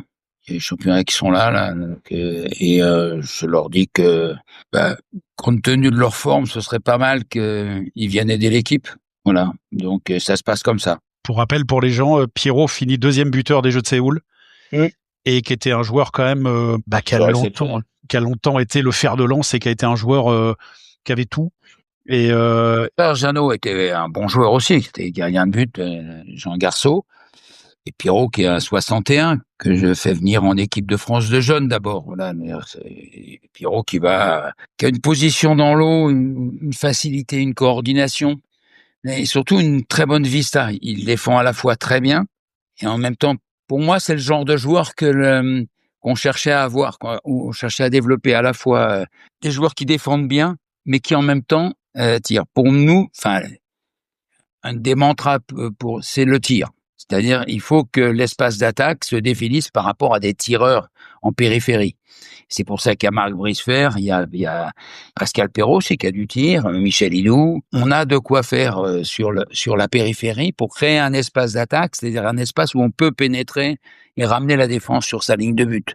Le fait de rentrer dans l'espace d'attaque, c'est aussi ramener la défense près de sa ligne de but, donc de l'éloigner de notre ligne de but à nous. Et donc, sur le temps de possession de ballon, c'est leur donner moins de secondes pour pouvoir bénéficier sur la fin des attaques placées, des pénaltys ou des exclusions. Un peu moins nombreux qu'aujourd'hui. Il y avait des pénaltys, il y avait des exclusions. Mais les ressources en pénalty et en exclusion étaient moins nombreuses qu'aujourd'hui. Aujourd'hui, c'est quasiment la quasi-totalité des buts, quoi. C'est tout sur exclusion ou sur penalty, avec une règle que je trouve très contestable, c'est-à-dire le fait d'être derrière et ballon en main, c'est penalty. Bon, ok. On est d'accord, on est tous d'accord là-dessus, parce que ceux qui ont connu le polo d'avant ont du mal avec cette règle-là. Nicolas Gélef et Pierrot te donnent leur accord. Ouais. Est-ce que tu as essayé alors on va pas trahir des secrets, mais est-ce que tu as essayé de faire revenir, parce que on parlait de Pascal Perrault, mais qui a que 28 ans à l'époque. Nicolas Marescal a 28 ans. Est-ce que tu as essayé de faire revenir d'autres joueurs, ou est-ce que tu t'es heurté Marc Brisfer aussi aurait pu, hein, il a 36 ans, mais Marc était encore très très fort à cet âge-là. Il est encore très fort, et Marco, il me surprend parce qu'il annonce à l'équipe en 91 que c'est son dernier match au championnat du monde à Perth. Et je suis surpris quand même. Je dis, Marco, quand même, on a vécu un truc ensemble. Pourquoi tu m'as pas dit que c'était ton dernier match? Bon, il me dit, j'ai pas pensé. Voilà, c'est Marc. Je veux dire, Marc, c'est un personnage pour moi, un très grand monsieur. Je veux dire, c'est vraiment quelqu'un de bien. Mais bon, je faut dire qu'on a eu du bol, on a fait que rencontrer des gens bien. Donc voilà. Et donc, est-ce que tu essaies de rallier des joueurs ou est-ce que je vais pas dire te contentes, mais est-ce que tu te dis bon, j'y vais avec l'équipe que j'ai? Non, je pense qu'il y a quand même des garçons comme Duché, comme il y a les jeunes Niçois qui sont bien aussi. C'est-à-dire il y a quand même de quoi faire. Il y a Thierry Alimondo qui est là aussi. Hein. Oui. Donc le retour de Nicolas Gelef, c'est-à-dire la pointe, et puis Pierrot, c'est-à-dire qu'on a avec on a un axe quand même. Là, il y a des garçons comme Grimaldi, Christophe Gauthier dans les buts. On a quand même du beau monde. Jean-Marie Olivon. On a quand même des jeunes gens qui, pour nous, c'est bien aussi parce que c'est quand même toute la politique de formation des jeunes qu'on a voulu mener. Parce que faut pas oublier qu'on fait quand même plusieurs choses. D'abord, on a aussi cette équipe féminine qui fait 2 médailles de bronze au championnat d'Europe. C'est quand même pas rien. Et j'avoue que ça fait partie des fiertés qu'on a aussi, d'avoir su développer le water-polo féminin à une époque où c'était quand même pas d'une évidence folle, avec des joueuses qui étaient toutes de très belles personnalités et investies et avec du caractère, on va dire aussi. Il en faut. Et surtout ces jeunes gens, je veux dire on a eu beaucoup des 63, 64, 65, 66, il y a toute une génération que tu connais, d'ailleurs, qui ont été des bons joueurs et qu'on fait aussi, qui ont élevé le niveau du championnat de France. C'est-à-dire que le championnat de France est devenu un championnat compétitif à une époque. Je veux pas dire qu'il l'est pas aujourd'hui. Aujourd'hui, bien sûr, le championnat élite est très fort quand même. Et les joueurs d'aujourd'hui sont vraiment très forts. Donc bingo à Calgary. Bingo à Calgary, ça joue bien. Franchement, ça joue bien. Ils sont un peu libérés. Et puis on va faire des jeux. On va reproduire un peu ce qu'on a fait quand même à Séoul, c'est-à-dire qu'on va pas rentrer. C'est pareil. Mais l'Allemagne, le deuxième match, on doit gagner le match contre l'Allemagne. Faites match nul, ouais. On a le match dans la main et Pierrot a la balle de match. Je veux dire que 2 fois il a la balle de match dans la main. Ça rentre pas. On peut pas lui reprocher du tout d'ailleurs, parce qu'il faut quand même se créer les occasions. Mais voilà, donc ça passe pas. On fait un très bon match contre l'URSS aussi, enfin la CEI. On fait un très bon match, on perd d'un but, je crois. L'équipe va être faite va vivre des hauts et des bas, quoi. Je veux dire. Mais c'est quand même une belle génération, d'ailleurs, qui a produit du beau water-polo après pendant plusieurs années, quand même. Et toi, est-ce que tu as vécu ça de la même façon que Séoul, ou est-ce que la deuxième fois c'est toujours un peu plus fade que la première? Oh non, c'était pas fade du tout. Non, pas fade, mais je me suis mal exprimé, mais non, mais je vis intensément quand même, parce que tu comprends ce que je veux dire? On fait un stage à Los Angeles avant d'aller à Calgary, et puis à Calgary, bon, il y avait tremblement de terre en plus à Los Angeles, je me souviens. Et puis il y avait les émeutes à Los Angeles, parce qu'entre temps j'étais allé faire un tour de 3 jours à Buffalo où il y a les universiades. Et comme je suis responsable du water-polo pour les Jeux mondiaux universitaires, donc je fais un break de 2 jours pendant le stage et je vais là-bas et je reviens et Victor Nataf vient me chercher à l'aéroport et on manque de se faire trucider en sortant de l'aéroport tellement c'était les émeutes à Los Angeles à l'époque, quoi. Et même lui je risque même pas de le retrouver à l'aéroport au départ. Enfin bref. Et donc on se qualifie et c'est différent parce que c'est une autre génération de joueurs, ils fonctionnent pas de la même manière et on n'a pas le même pas le même historique. C'est pas le même vécu avec eux, quoi. Oui, c'est ça. Les autres on s'est fait grandir mutuellement. Voilà, je doute pas qu'ils m'ont apporté beaucoup et moi je dois leur avoir apporté aussi, sinon ils m'auraient pas gardé aussi longtemps. Tu as parlé du sport universitaire. Quelles sont tes fonctions dans le sport universitaire? Est-ce que tu peux nous dire un petit peu ce qu'il en est? Au début, moi, comme je t'ai dit, quand je suis prof de PS, et donc je suis prof à l'UREPS de Paris. Et en 1970, il y a les lois d'orientation universitaire d'Edgar Faure qui fait qu'on crée les UER, les unités d'enseignement de recherche en éducation physique et sportive. Donc, je fais partie de l'équipe qui met ça en place, un des premiers UER EPS qui est créé. Et en 77, Gérard Garoff me propose de rejoindre.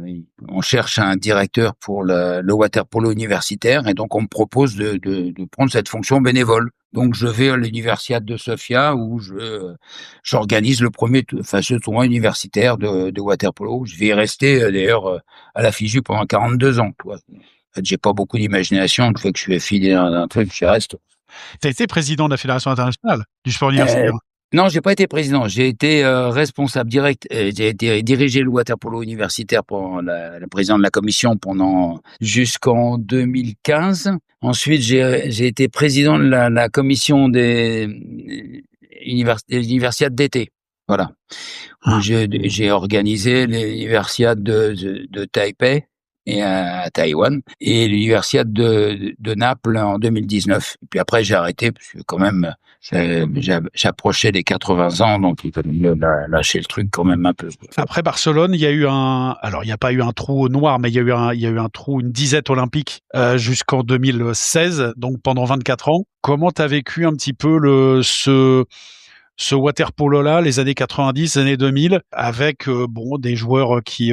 l'argent est arrivé un petit peu, les joueurs en ont fait parfois leur métier, maintenant ils en font de plus en plus souvent leur métier. Comment tu vois cette évolution? Et je pense qu'on s'est un peu comporté comme des nouveaux riches, un peu. C'est-à-dire que je pense qu'on n'a pas bien apprécié la situation telle qu'elle était.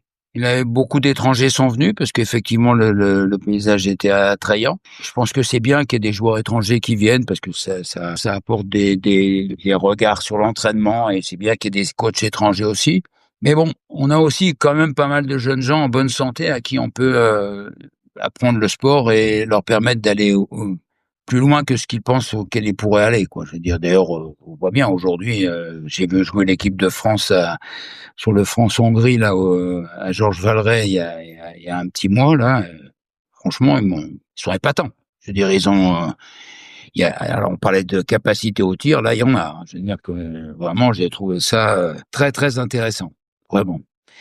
Je pense qu'on a manqué un peu. On aurait dû travailler un peu plus. Mais c'était difficile.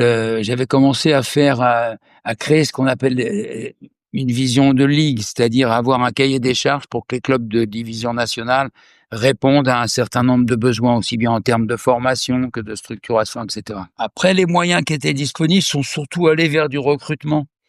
Je pense qu'il aurait fallu travailler davantage sur la formation. Voilà, je pense. Le recrutement, il en faut, mais c'est pas notre sport, c'est un sport où, je veux dire, il mène à rien d'autre que le plaisir d'en jouer, quoi. Voilà, c'est tout. On va pas se faire, même s'ils sont professionnels, ça va jamais leur permettre de s'acheter une librairie ou un petit café tabac. Il faudra quand même qu'ils se forment à faire autre chose, hein, donc c'est une occupation passagère, on va dire. Voilà. Donc, tant mieux s'ils peuvent bénéficier d'un certain nombre de moyens. Mais le water-polo, tel qu'il est dans le monde, je veux dire, les pays les plus riches du monde dépensent pas beaucoup d'argent pour le water-polo. Ils dépensent pour le basket, ils dépensent pour des sports majeurs, mais pour le water-polo, s'il n'y a pas le water-polo universitaire aux États-Unis, je suis pas sûr qu'il y ait du water-polo. Au Japon, s'il n'y a pas le water-polo universitaire, il n'y a pas de water-polo non plus. En Hongrie, ils ont une tradition énorme, mais toutes les équipes de water-polo universitaire que j'ai vues, c'était des équipes de top niveau. Ils ont tous des formations. Farago, si je sais, était docteur Chibos, le docteur Farago qui est vétérinaire, je crois. Vétérinaire, oui. Ils ont quand même un paquet à avoir. Enfin bon, puis tu connais bien ces personnalités. Je pense que même les grands joueurs comme Manuel Estiarte, qui pourtant était pour moi, le joueur ultime. Oui, pour moi, c'est le jeu parce que c'est jouer sur l'habileté, sur l'utilisation de l'espace, alors lui vraiment c'est le déplacement à tous les niveaux, quoi. Je veux dire que et puis c'est le muscle que j'aime le plus agiter chez les joueurs, c'est le cerveau, quoi. C'est l'intelligence. Je veux dire, c'est l'intelligence, la compréhension de la situation immédiate, quoi. Je veux dire que Fiorillo, c'est pareil, enfin, Campagnard, enfin, c'est des joueurs que, pour moi, il y en a d'autres, hein, il y en a beaucoup d'autres aussi, qui ont été exceptionnels, à Panasenko, enfin, bref, je pourrais pas les citer tous, tu les connais largement aussi bien que moi, et même mieux. Mais, pour moi, ça a été des joueurs formidable, quoi. Juste, il y a eu, on a parlé, bon, ton rôle en tant qu'entraîneur, tout ça, mais t'es pas resté qu'entraîneur à la fédération. Tu es passé DTN lorsque Ouais. Henri Serrando en est devenu président, donc Je suis DTN après, quand il s'en va. après. Ouais, Mais en tout cas, tu l'as rejoint aussi après au CIO, donc au CNOSF, pardon. J'ai passé 8 ans, oui. Donc, qu'est-ce que cet épisode-là, dans cette vision peut-être beaucoup plus large du sport, est-ce que tu as transposé justement des méthodes ou ce que tu avais vécu aussi en tant qu'entraîneur et formateur au polo à un niveau plus large, voilà, un peu, si tu peux reparler peut-être un peu de cette transition entre la DTN, où là tu es vraiment le directeur technique national au sein de la fédération, et ensuite en tant que directeur du CNOSF. Oui, on a fait des bonnes choses. C'est toujours pareil, c'est la notion d'équipe. Enfin, bon, quand je prends la direction technique à la suite de Patrice, notre équipe de natation, elle est en bas. Je veux dire, voilà, donc et donc je vais chercher des coopérations qui me paraissent utiles, et surtout des gens qui ont envie d'aller vers des choses nouvelles, c'est-à-dire pas forcément refaire ce qu'on a déjà fait, et qui arrivent à bout de souffle un peu, quoi. Voilà, donc je vais chercher Claude Fauquet. Donc Claude, c'est simple, je le vois au championnat de France à Aix-en-Provence, à Aix-les-Bains. Je suis pour le sud plutôt. Ouais. Et je lui dis, écoute, je pense à toi pour me rejoindre pour la natation course. Moi, je parle de natation-course, je parle pas de natation. C'est la natation-course, c'est pour les courses. La natation, c'est pour le terme global qui regroupe l'ensemble des disciplines. Et je lui dis, écoute, je fais le tour du bassin, là, et puis si quand je reviens, tu me dis oui, mais je te préviens, je vais être un DTN impair, donc les DTN impairs n'ont connu que des impairs, donc ça va pas être facile, mais il me dit, on m'a jamais fait une proposition pareille, donc je fais le tour, et il me dit, écoute, je vais accepter. Voilà, donc on a fait beaucoup de réformes sur créer les séries. L'idée toujours, c'était de créer une équipe, un consensus autour de quelques idées forces, et surtout aussi avec le respect des compétiteurs. On va dire, pour moi, par exemple, les séries, c'est un nageur qui est de série internationale. Je connais pas de nageurs qui vont dans une compétition pour ne rien faire, que ce soit un joueur, un plongeur, une ballerine ou un nageur de longue distance. Tout le monde essaie de faire le meilleur, quoi. Donc, grâce aux séries, on peut se qualifier d'une saison à l'autre, on peut se qualifier d'un championnat à l'autre. Voilà. Donc, pour moi, ça fait partie de la confiance qu'on doit accorder. Le fonctionnement en collectivité, ça repose aussi sur la confiance. La confiance, la légitimité, et une forme d'autorité aussi, mais une forme d'autorité qui est pas de l'autoritarisme, qui est la compétence. Voilà, et la compétence, celle qu'on partage, c'est pas celle qu'on assène. Voilà, c'est pour moi ça c'est fondamental. Donc on va faire ça. Après, bon, pour différentes raisons, je vais quitter la fédération après les Jeux de 2000.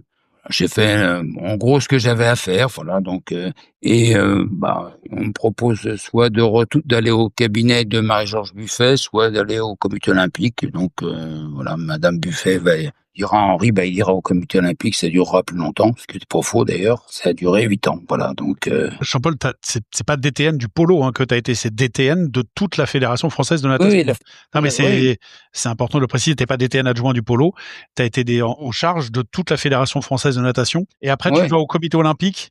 Qui est président du comité olympique à ce moment-là? C'est Henri Serrandour, voilà. Donc normalement j'aurais pu le rejoindre en 93, mais bon, différents courants de pensée ont jugé que c'était meilleur que je reste à la Fédé. Voilà, donc c'est comme ça que je suis resté. Sinon je devais partir en principe en 93, puisque à l'Assemblée générale à Canet, Henri remet sa démission puisqu'il vient d'être élu au comité olympique, et dit mais je pars pas tout seul, j'emmène Jean-Paul. Bon, d'accord. Donc moi je suis au fond de la salle et j'entends ça, je me dis il va falloir que je change. Puis finalement ça va pas se faire, ça se fera en 2001, voilà. Donc jusqu'en 2009, où j'ai vécu une aventure tout à fait intéressante, parce que d'abord c'est toujours pareil, on rencontre des gens. Et un jour un directeur de cabinet m'avait dit, alors que je refusais un poste, il m'avait dit, mais monsieur Clémençon, faut pas avoir d'état d'âme. J'ai dit, mais moi je fais que ça, je travaille avec des gens, dans les états d'âme on a que ça, dans le sport, si on n'a pas d'âme, on fait rien, quoi. Donc, il m'avait dit que les trains repassaient pas toujours 2 fois. Je lui ai dit que c'était une petite ligne, puisque les grandes lignes, le train passait régulièrement. Donc, on s'est retrouvés un peu amis après. Il m'a dit, vous avez été gonflé. J'étais pas mal non plus, vous me menaciez. Donc, là, je vous ai répondu. Donc Jean-Paul, donc 10-12 ans, grosso modo, à la tête de l'équipe de France de water-polo, à la tête des A, on va dire 60, on va schématiser, mais 76-88, à peu près. 8 années, 10 années de DTN. Et ensuite, 8-10 années de OCIO. Ouais, enfin, au CNOSF. Oui, au CNOSF, oui, pardon, oui, comité beaucoup travaillé avec le CIO, parce qu'Henri était membre du comité international olympique. À l'époque, là, quand j'ai commencé avec les premiers Jeux à Salt Lake City en 2002, il y avait encore le comte de Beaumont, il y avait Guy Drut, il y avait encore Henri, Jean-Claude Killy, quoi. Voilà, donc. Et le rôle, c'est quoi, là? Qu'est-ce que c'est quoi les missions? Quelles sont les missions? Moi, au début, je dois rentrer comme directeur général et directeur de cabinet, c'est-à-dire que c'est un rôle à la fois politique et un rôle administratif. Et moi, je dis à Henri que je veux bien être directeur de l'un ou de l'autre, mais pas les deux, parce que le politique et l'administration, faut que ce soit tenu par des personnes différentes. Donc, il me dit, mais tu dois penser à toi. Ben, je dis, je pense à moi. Moi, je vois très bien quelqu'un au comité olympique qui pourrait jouer le rôle de... Moi, je viens de l'extérieur, lui, il est déjà là, donc il fera le directeur administratif, ce sera très bien, et moi, je ferai le directeur de CAB. Plutôt pour la politique. Voilà. En fait, j'ai toujours été un cadre qui était tourné vers la politique, mais pas au sens politicard, politicien, enfin, disons, au sens de développer quelque chose, quoi. Voilà, donc, sans a priori, quoi que ce soit. Et toi qui as bien connu justement la Fédération française de natation, c'est quoi ton regard sur son fonctionnement actuel?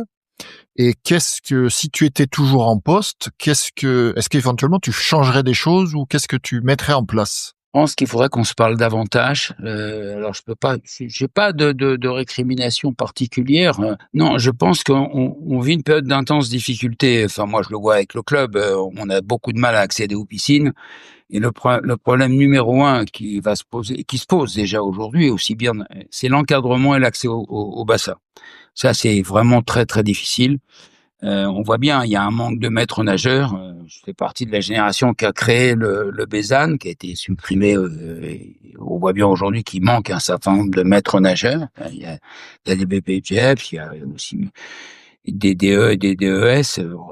C'est très bien pour la formation, mais les clubs manquent d'accéder aux piscines. Je veux dire, il faut qu'on raisonne, peut-être qu'on se parle davantage et qu'on essaie de mettre en place un système comme il y en a en Espagne ou en Italie, où des clubs gèrent des piscines et répondent à la fois à des missions d'intérêt général et de service public. Le sport, c'est une mission d'intérêt général, mais aussi une mission de service public. C'est-à-dire que on participe à l'apprentissage de la natation, qui est un élément essentiel de la vie en société et pour la préservation des personnes. On fait pas de la natation pour se faire une bonne santé, mais en conséquence, on se fait une bonne santé. On va pas non plus dans un club pour se faire des potes, mais en conséquence, on se fait des amis. Voilà, et pour la vie. Faudrait qu'on travaille là-dessus. Ça me paraît fondamental. Enfin, je veux dire, c'est pas un hasard si le Cercle Nageur de Marseille est le club. C'est-à-dire, il est propriétaire de sa piscine, ce qui est déjà énorme, mais il faudrait que nous, les clubs, on puisse participer à cette mission. Voilà, avec les villes, je pense qu'on a atteint les limites de nos possibilités d'agir. Dans la continuité, on a posé cette question à plusieurs de nos invités. Quel est ton avis sur s'il y avait la possibilité de la création d'une fédération de water-polo? Moi, c'est une question que à laquelle j'ai toujours été confronté. Je suis pas certain que la question, c'est si on est déjà un peu trop concurrent, je trouve, entre les disciplines. C'est pas le sujet. On ne peut pas être concurrent. Je pense que la fédération est multidisciplinaire et elle devrait, mais j'avais proposé ça en son temps, avoir des vice-présidents délégués, des secrétaires généraux adjoints et des trésoriers adjoints pour chacune des disciplines, de manière à ce qu'on ait une vision plus confédérale. Mais je suis pas certain que créer une fédération de la natation synchronisée, une fédération de plongeon, une fédération, bon, je suis pas sûr que ça amène grand-chose. Si on avait des équipes complètes dans toutes les équipes de France niveau, alors on va mettre quoi? Ça va faire étant 80 nageurs, 30 joueurs de water polo, garçons et filles, les ballets de synchro, on va prendre 20 filles, une vingtaine de garçons, une vingtaine de filles en plongeon, mettons, voilà. Ça va faire quoi? Ça fait quoi? En gros, ça va faire 200 personnes, 300 personnes qu'on va renouveler à peu près de 2 ans en 2 ans ou de 4 ans en 4 ans. Derrière, il y a des milliers de personnes qui peuvent jouer et contribuer au développement de chacune des disciplines. Il faut qu'on ait une vision plus interdisciplinaire, me semble-t-il. Voilà. Je suis pas sûr qu'il faille se séparer. Encore une fois, moi, j'appartiens à une génération où jouer au water polo ou nager, c'était pas, quand on allait faire un 100 mètres nage libre, on ressemblait à des nageurs de 400, c'est vrai. Sur 400, on ressemblait à des nageurs de 100 mètres, c'est vrai aussi. Mais, en tout cas, on a nagé, on s'est amusé et on a joué au polo aussi. Je voulais te parler d'un truc, Jean-Paul. Alors, tu as parlé des piscines, de la problématique des piscines, et je suis 100% d'accord avec toi. Vous avez ferraillé pendant des années avec la Grèce, que vous battiez. Vous étiez devant les Grecs très régulièrement, où c'était à touche-touche, un coup à toi, un coup à moi. Et la Grèce a impulsé un mouvement poloistique au début des années fin 80, début 90, un petit peu avant. Et la Grèce est devenue, en l'espace de 30 ans, une nation qui se qualifie sans aucune surprise à tous les Jeux Olympiques, qui a été vice-championne olympique à Tokyo et qui a des résultats chez les jeunes probants. Hein. La Grèce, c'est un petit pays, il y a 10 millions d'habitants. Qu'est-ce qui nous manque? Je suis pas sûr que la Grèce ait beaucoup plus de piscines que nous. Qu'est-ce qui nous manque à nous, la France, pour passer ce cut-là et aller rejoindre un pays comme la Grèce qui bataillait avec nous il y a pas si longtemps que ça? Déjà, il y a la théorie du climat, je vais dire. En Grèce, ça reste un sport d'été. Chez nous, c'est pas du tout un sport d'été. Le water polo, il est absent des piscines pendant tout l'été. Et je pense que les mois d'été sont des mois essentiels pour se développer, de grandir. On parle beaucoup de marketing du water polo. Le polo, tout le monde veut le vendre. La question, c'est qui achète les droits. Pour moi, c'est ça la vraie question. Un jour, on avait une réunion à la FINA et on me parlait de ce que ramenaient les différentes disciplines grâce à la télévision. Le water polo ramène pas, d'autres disciplines en ramènent pas beaucoup.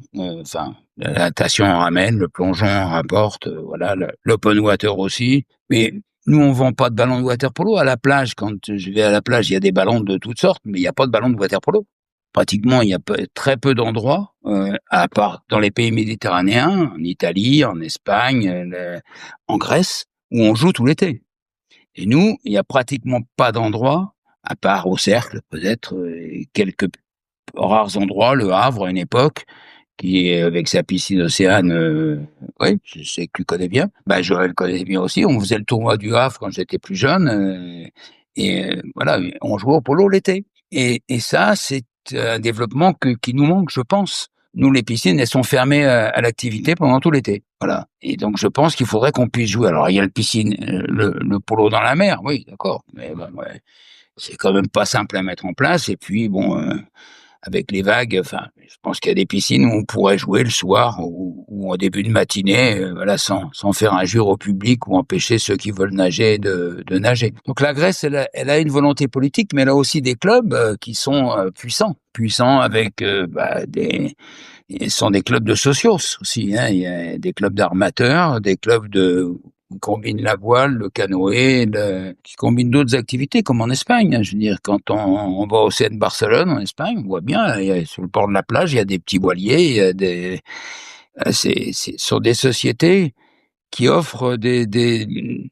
un mode de vie avec le club et qui permet aux jeunes gens, pendant pratiquement toute l'année, de s'entraîner. Et donc, évidemment, au niveau du développement des habiletés pendant la période où les jours sont longs, c'est essentiel pour les jeunes, ça. Et nous, on passe à côté complètement. C'est-à-dire que, je pense que ça, c'est dommage. Et on a un certain nombre de difficultés comme ça, mais qui se combinent encore une fois avec l'accès au bassin, aux piscines. Il faut qu'on raisonne tous ensemble. Les clubs doivent être partie prenante avec les villes, à mon avis. On voit bien dans certains cas, Bon, dans ce qui reste dans le water polo, qui tient la route, bon, je vois des villes comme Aix-en-Provence, ils ont bien développé leur activité. Strasbourg qui a su se regrouper aussi. Enfin, il y a Montpellier. Enfin, il y a quand même encore de Taverny maintenant. Des villes qui ont su où on sent que entre la collectivité publique et le club, il y a une conjugaison des missions publiques et d'intérêt général. Et ça, il faut qu'on le développe, il faut qu'on se donne les moyens. Et pour ça, il faut qu'on en parle, Moi, j'ai pas de leçons à donner. C'est pas parce qu'on a fait des trucs qu'on a des leçons à donner à qui que ce soit. Mais on m'interroge jamais, par exemple, savoir. Bon, je préside la natation de water polo et je suis bien aidé aussi par Laurent Vicara et Arnaud Bouet au Racing. Mais on nous demande jamais comment on fait, par exemple, pour faire face est-ce que ça coûte les engagements, est-ce que coûte la pratique, comment on fait face, comment les clubs aujourd'hui font face. On paye des droits d'engagement, on paye des droits d'affiliation, on paye des déplacements, on achète le matériel, voilà. Donc tout ça, comment on fait? Mais on me demande jamais comment on fait. Moi, j'ai cette culture club parce on est né des clubs. Les clubs ont fait la fédé. C'est les clubs qui font qui font les fédérations. Les fédérations sont nées avec les clubs, après les clubs. Les clubs ont fait, et ça veut pas dire qu'on est plus important que la fédé. Et chacun a son rôle. La fédération a son rôle directeur, elle a son rôle pour tracer les lignes d'une politique de développement et d'affermissement du plus haut niveau. Elle s'intéresse aussi au moyen niveau, c'est-à-dire que on ne naît pas de haut niveau, on le devient. Pour ça, il faut mettre en place des moyens de formation, des moyens d'accéder aux piscines, des moyens de formation de cadres, et des cadres tournés non seulement vers la connaissance de la technique de leur discipline, mais aussi vers la pédagogie, parce que les enfants de 8 ans, 9 ans, 10 ans, 15 ans, ils raisonnent pas, ils agissent pas pareil en fonction de leurs âges, des besoins différents. Je pense qu'en termes de pédagogie, on a aussi beaucoup à développer. Alors Jean-Paul, après donc la période de disette dont on parlait, la France, je vais pas dire à la surprise générale parce que l'équipe était très forte, mais décroche la qualif. Pour moi, c'est un exploit. Décroche la qualif à Rio. Ouais, fallait faire une succession de résultats positifs dans un groupe qui n'était pas facile. Et puis là, on va rentrer dans une ère on va dire de 2016. On rate la qualif de très très peu à Rotterdam pour Tokyo, mais on va rentrer dans quelque chose qu'on n'a jamais connu avant, c'est-à-dire la performance pour matcher avec toutes les équipes tout en haut. On avait reçu, je sais plus si c'est Hugo qui nous avait dit ça, mais la France a battu, c'est Dominique Delon, pardon. La France a battu tout le monde sauf l'Italie. Et donc dans un truc où on passe d'un anonymat relatif, donc où la qualif était encore la vraie victoire, comme Rio, à tout d'un coup 6e au monde. Donc première fois qu'une équipe fait mieux que Madrid.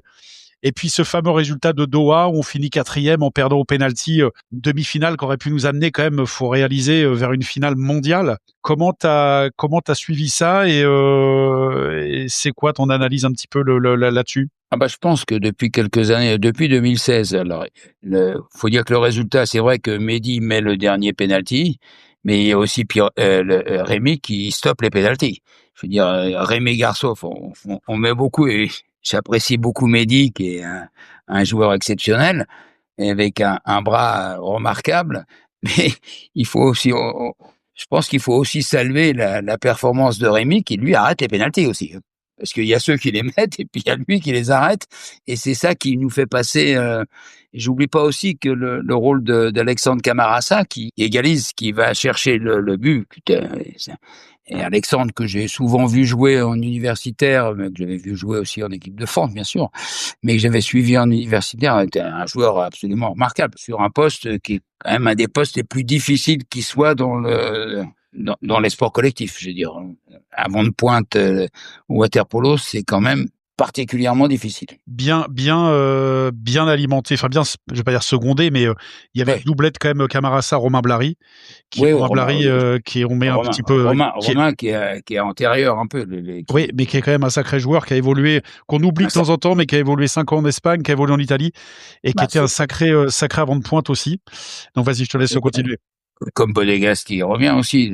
Enfin, c'est 3 avant de pointe qui, à mon avis, méritent la considération de tout le polo français pour ce qu'ils ont fait.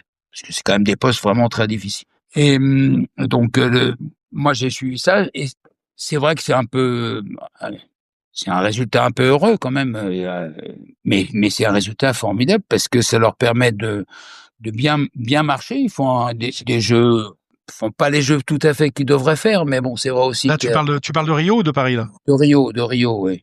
À Paris, c'est pareil. Enfin, moi, je vais les voir jouer à Nogent, là. Ils jouent contre l'Australie, il y avait les filles aussi qui jouaient, donc je regarde ça. Ils sont pas encore dans la formation finale, puisqu'il y a encore des joueurs qui jouent, mais qui sont pas encore sélectionnés. Certains vont pas l'être d'ailleurs. Après, je suis pas suffisamment dans le détail de la formation terminale de la préparation terminale. Je pense qu'ils réussissent pas les jeux qu'ils devraient réussir compte tenu de ce qu'ils ont fait au championnat du monde. Maintenant, ils sont davantage attendus aussi. Mais même dès leur premier match, ils sont pas ils jouent pas avec leur qualité. Enfin, je pense qu'ils passent à côté un peu de leur tournoi. Et c'est dommage parce que, franchement, j'ai une très belle équipe complète.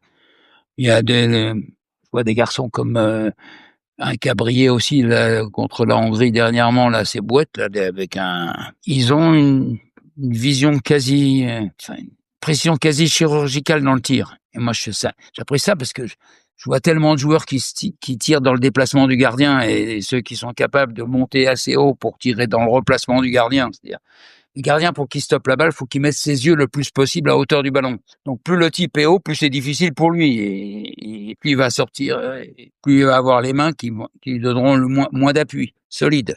Et donc, dès qu'il a sorti les mains, il est cuit, le gardien. Donc, aujourd'hui, les joueurs qui savent maîtriser les angles de tir en fonction du déplacement du gardien, que ce soit sur exclusion adverse ou sur attaque placée ou contre-attaque, pour moi, c'est le top. On a parlé tout à l'heure des résultats de l'équipe de France qui ont été croissants. Je veux pas résumer ces résultats-là à un seul homme, mais avec l'émergence de Pierrot, qui a entraîné dans son sillage, Pierrot Garceau, qui a entraîné dans son sillage toute cette équipe pour aller vers ces résultats-là.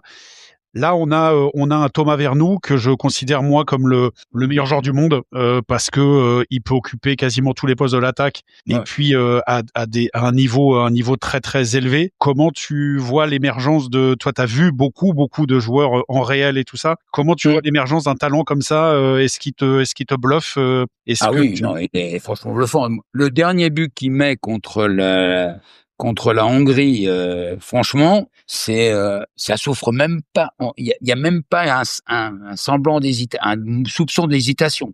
Il arrive, il parle. Les Hongrois, je comprends pas d'ailleurs. Je lui dis tiens, le coach hongrois il va passer un mauvais moment derrière parce que franchement, il prend la balle et il tire. Manifestement, enfin, toute l'équipe hongroise est sous sa domination. Ça, c'est clair. Je veux dire, il finit la partie, mais de manière magistrale. Non, après, c'est toujours pareil. Je veux dire, les grands joueurs émergent toujours. Ils apportent quelque chose de plus, mais dans un ensemble où il y a de la complémentarité. C'est toujours. Pierrot a pu s'exprimer parce qu'il y avait des Brisefer, parce qu'il y avait des Boyadjian, parce qu'il y avait des Hidou, parce il y a d'autres qui font un boulot un peu différent. Et cette complémentarité permet à des joueurs dont les compétences et les qualités sont exceptionnelles, d'aller plus loin. Voilà, d'aller plus loin et de prendre à leur compte le jeu, d'assumer les décisions et de réaliser les actions que d'autres ne sont pas en mesure de mener à leur terme, par exemple. C'est cette complémentarité-là, moi, qui m'a plu dans l'équipe de France ces derniers temps. C'est marrant parce que, c'est marrant. On a reçu Hugo Crouzilla, on a reçu Hugo Fontani et on a reçu Romain Marion Vernoux et Alexandre Bouet. Et les quatre nous ont parlé, comme toi, d'un espèce de passage à côté des jeux, où ils ont ce sentiment d'inachevé, d'être passés, de pas avoir réussi à faire leur truc, et d'avoir joué à leur valeur. Et c'est pas reconnu. Et Hugo non plus, parce que Hugo, pour moi, c'est un joueur exceptionnel aussi. Je veux dire il est d'une grande intelligence dans le jeu. Il a apporté beaucoup. Puis enfin, il a un palmarès. Voilà, Est-ce que ton explication, est-ce que c'est la grandeur des jeux? Est-ce que c'est un truc trop grand? Alors, il y en avait quand même 5, je crois, qui avaient déjà fait les jeux de Rio. Mais est-ce que c'est un truc qu'on prend en pleine poire comme ça et qui nous dépasse? Nous, il y avait aussi le fait que ça fait 100 ans qu'on les avait pas. Et j'ai senti monter la musique de la médaille 100 ans après. C'est ça, et la médaille d'or de 1924. C'est vrai que c'est le premier sport collectif français qui ramène une médaille aux Jeux. Il faudra attendre après, je crois, 84 Le foot. le foot à Los Angeles, puis après le handball. Mais bon, c'est sorti monter cette musique-là. Je me suis dit, j'espère que ça va pas les faire sortir de leur personnage, de leur personnalité. Est-ce que c'est ça qui leur a mis une chape de plomb, d'avoir affiché leurs objectifs très élevés, peut-être trop tôt? Est-ce qu'ils ont été prisonniers de ça? Je pense qu'on en a trop parlé. Je me rappelle d'une émission à la télé le soir où on passe en revue les médailles avec l'UIA, je crois, c'est ça. On passe les médailles, et on donne le water-polo comme médaillable.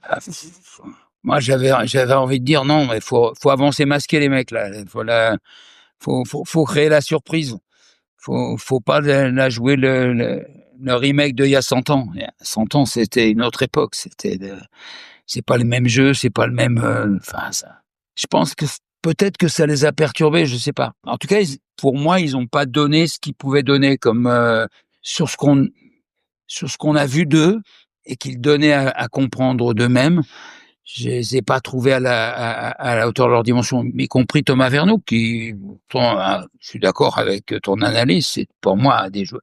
Après, c'est difficile de classer les joueurs. Je pense que il y a toujours cette volonté de vouloir classer, mais d'une époque à une autre, c'est compliqué. Et puis même d'une équipe à une autre, savoir s'il était hongrois, est-ce qu'il jouerait pareil, par exemple. S'il était italien, est-ce que voilà, bon.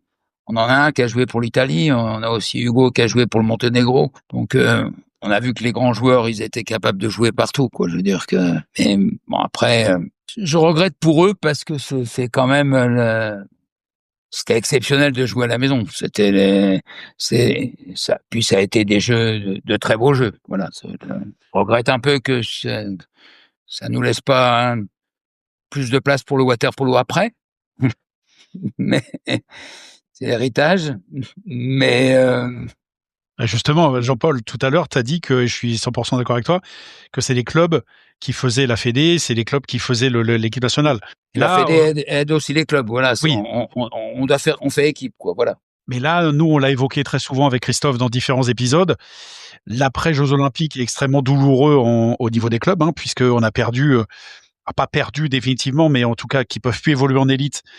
Tourcoing, Noisy, qui étaient des clubs qui bataillaient, donc qui jouaient dans le top 4, et récemment Reims. On est dans une situation de club quand même assez pauvre, qui a peut-être pas été autant pauvre depuis très très longtemps, en termes de pratiquants et en termes de qualité. Marseille surnage et survole, un peu embêté par Strasbourg, mais si s'enlève ces deux équipes-là, après ça bataille, mais on retrouve, je trouve, un polo, l'après-jeu est très très compliqué à gérer.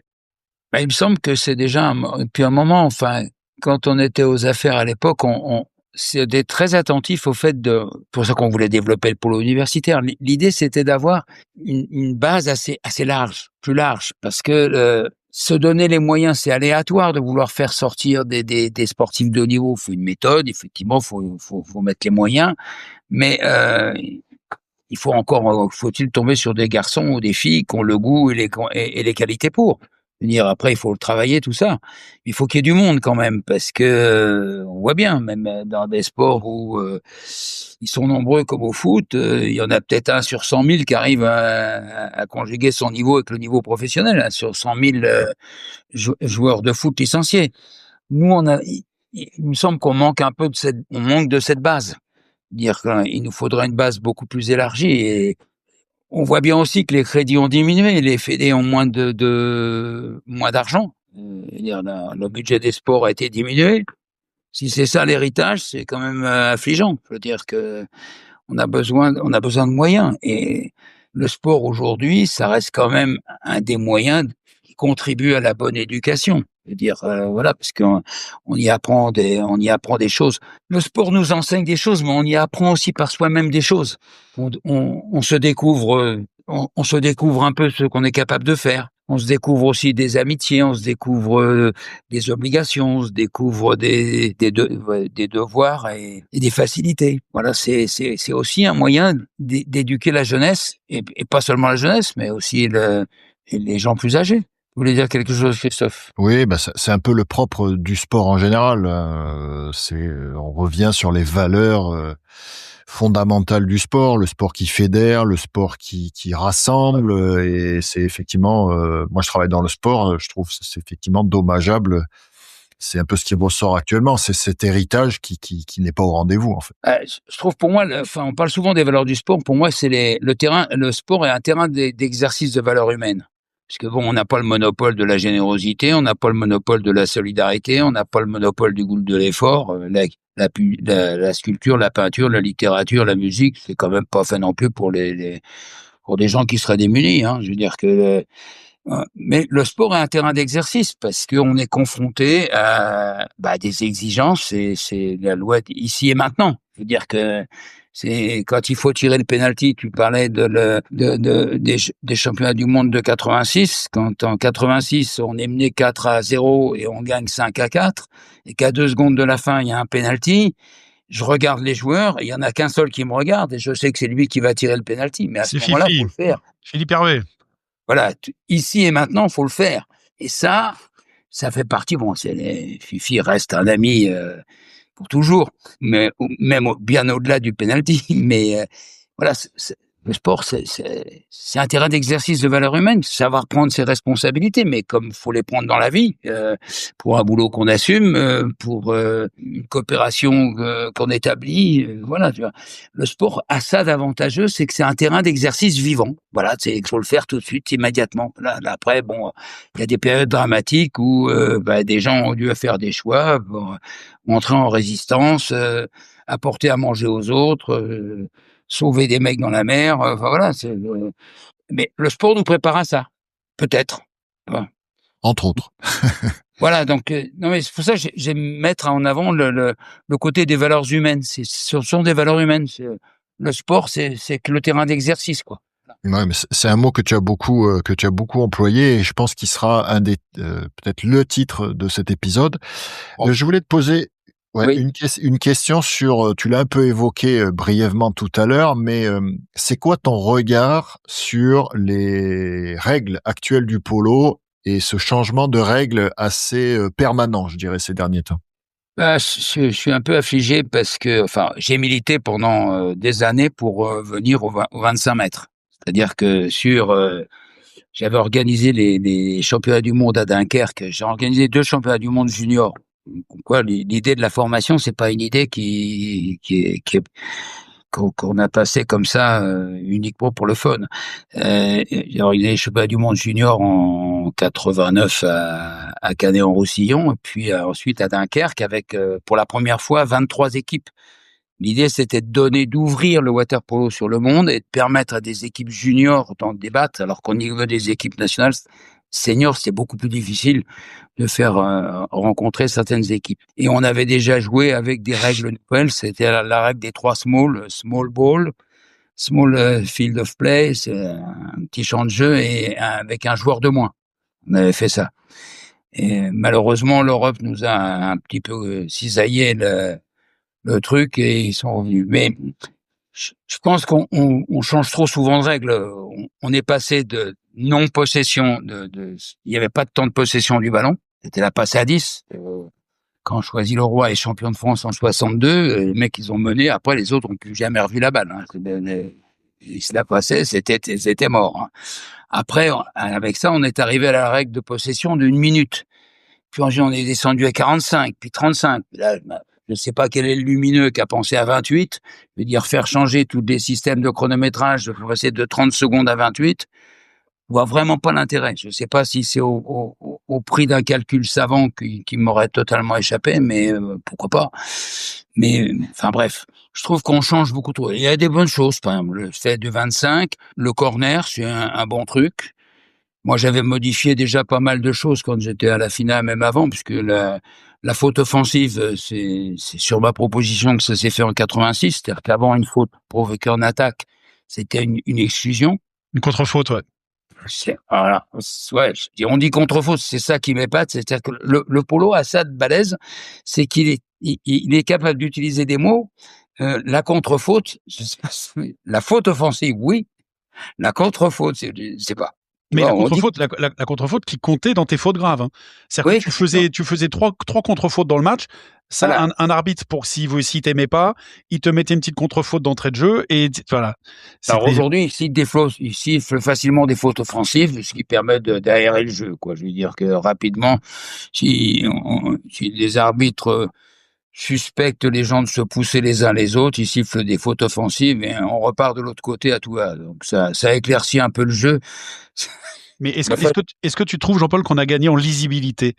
Non, je pense qu'on n'a pas suffisamment. Je pense que le 25 mètres apporte, parce que sur le plan télévisuel, il y a aussi un truc, bon, je me suis battu sur ça, mais j'avais déjà écrit des articles là-dessus. Puis en fait, bon, des fois, je me rends compte que l'écrit, ça apporte, ça rien de plus particulier. Je pense que déjà de jouer dans des bassins où il y a la ligne d'eau au fond. The Lowe's Closeout Event means the final savings of the season are here. It's your last chance to get deals on seasonal decor, tools, flooring, and so much more. Refresh your home, check off your project list, or simply stock up on the brands you trust. Shop now to grab amazing deals before they're gone. Lowe's. We help, you save. Valid through 1/7. Selection varies by location. While supplies last.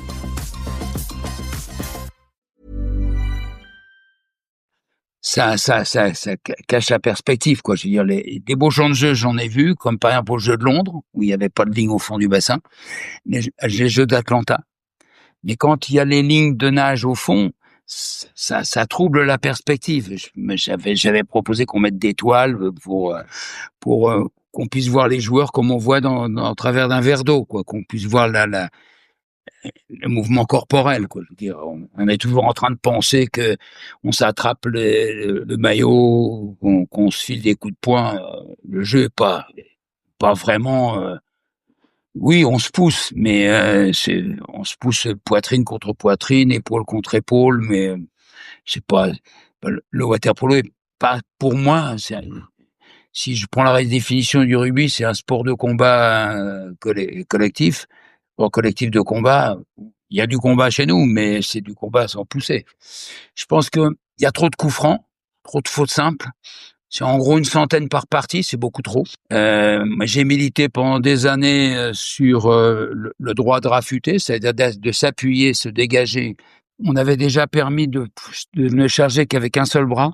Parce que quand un type a la balle dans la main, si tu peux t'appuyer avec des deux mains dessus, il peut rien faire. Je veux dire, même s'il a un pédalage costaud, il peut pas résister, c'est pas possible.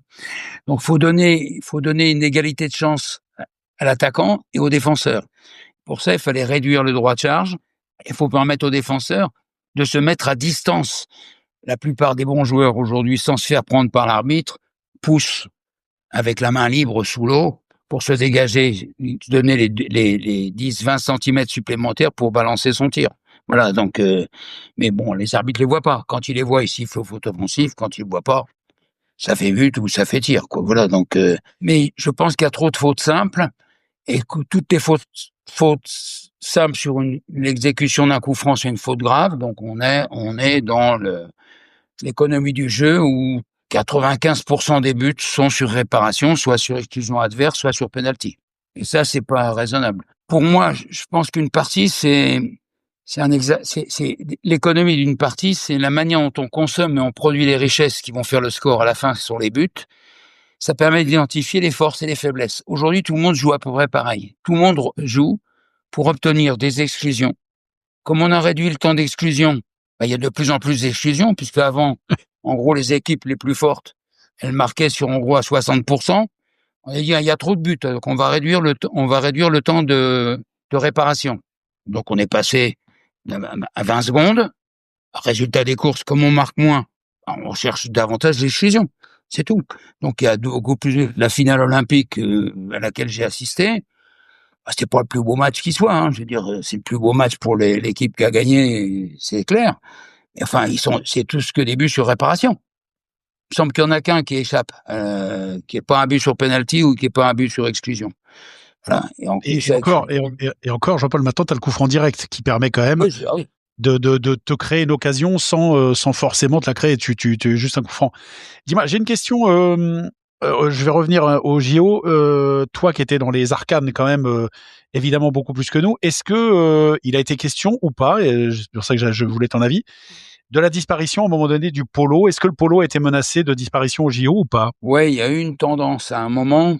Alors, c'était assez pernicieux. En fait, ça a jamais été tellement dit clairement. Je me souviens d'une anecdote. On est au championnat du monde junior à Cuba et Cornel Marculescu vient avec Moustapha Lafawi et puis 2 autres du bureau, l'Uruguayen là qui est devenu président après. La question c'est est-ce que le comité olympique dit que s'il y a l'international olympique, c'est qu'il faut qu'il y ait des filles aux Jeux, sinon ça peut remettre en question l'universalité du water-polo. Donc les Australiens veulent les Jeux, mais pour ça, il y a un problème de quota, donc il faut réduire le nombre de joueurs garçons. À l'époque, l'Europe est majoritaire au sein du TVPC. Et on propose de revenir de 13 à 11 joueurs, comme c'était le cas à Moscou. Moscou, on est à 11 joueurs, on passe ensuite à 13 joueurs et avec 35 secondes de possession du ballon. Attends, Jean-Paul, ça c'était juste donc enlever 2 joueurs par équipe masculine pour pouvoir faire la place aux équipes féminines. À ces équipes féminines. Ok. Et donc on vote et moi je suis le seul Européen qui vote, donc j'ai le casting vote en fait. Je suis le seul Européen qui vote pour. Et je me rappelle même des Européens me disent mais t'es fou, t'es complètement taré.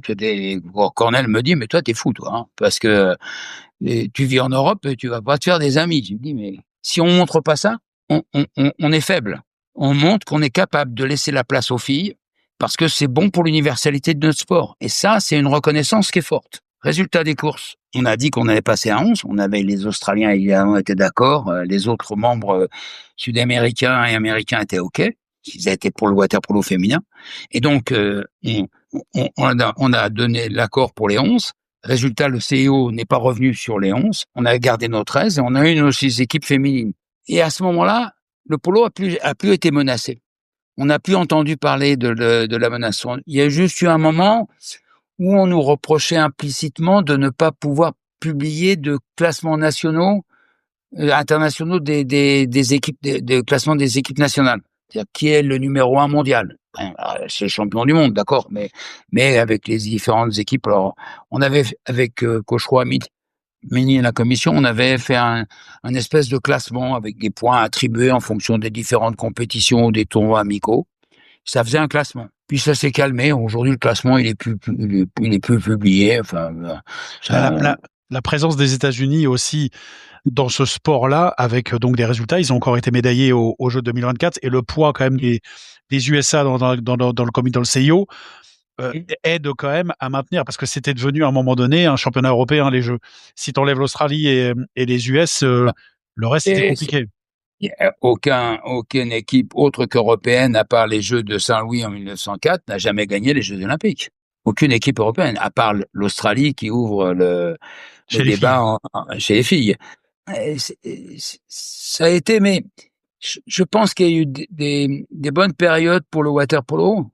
Alors, la protection du water-polo, c'est que beaucoup de membres du CO ont fait leurs études aux États-Unis et beaucoup ont joué au water-polo. Un joueur à Hovland, j'ai fait les Jeux, par exemple, c'était l'ancien, mais il avait fait les Jeux pour le Brésil en 48.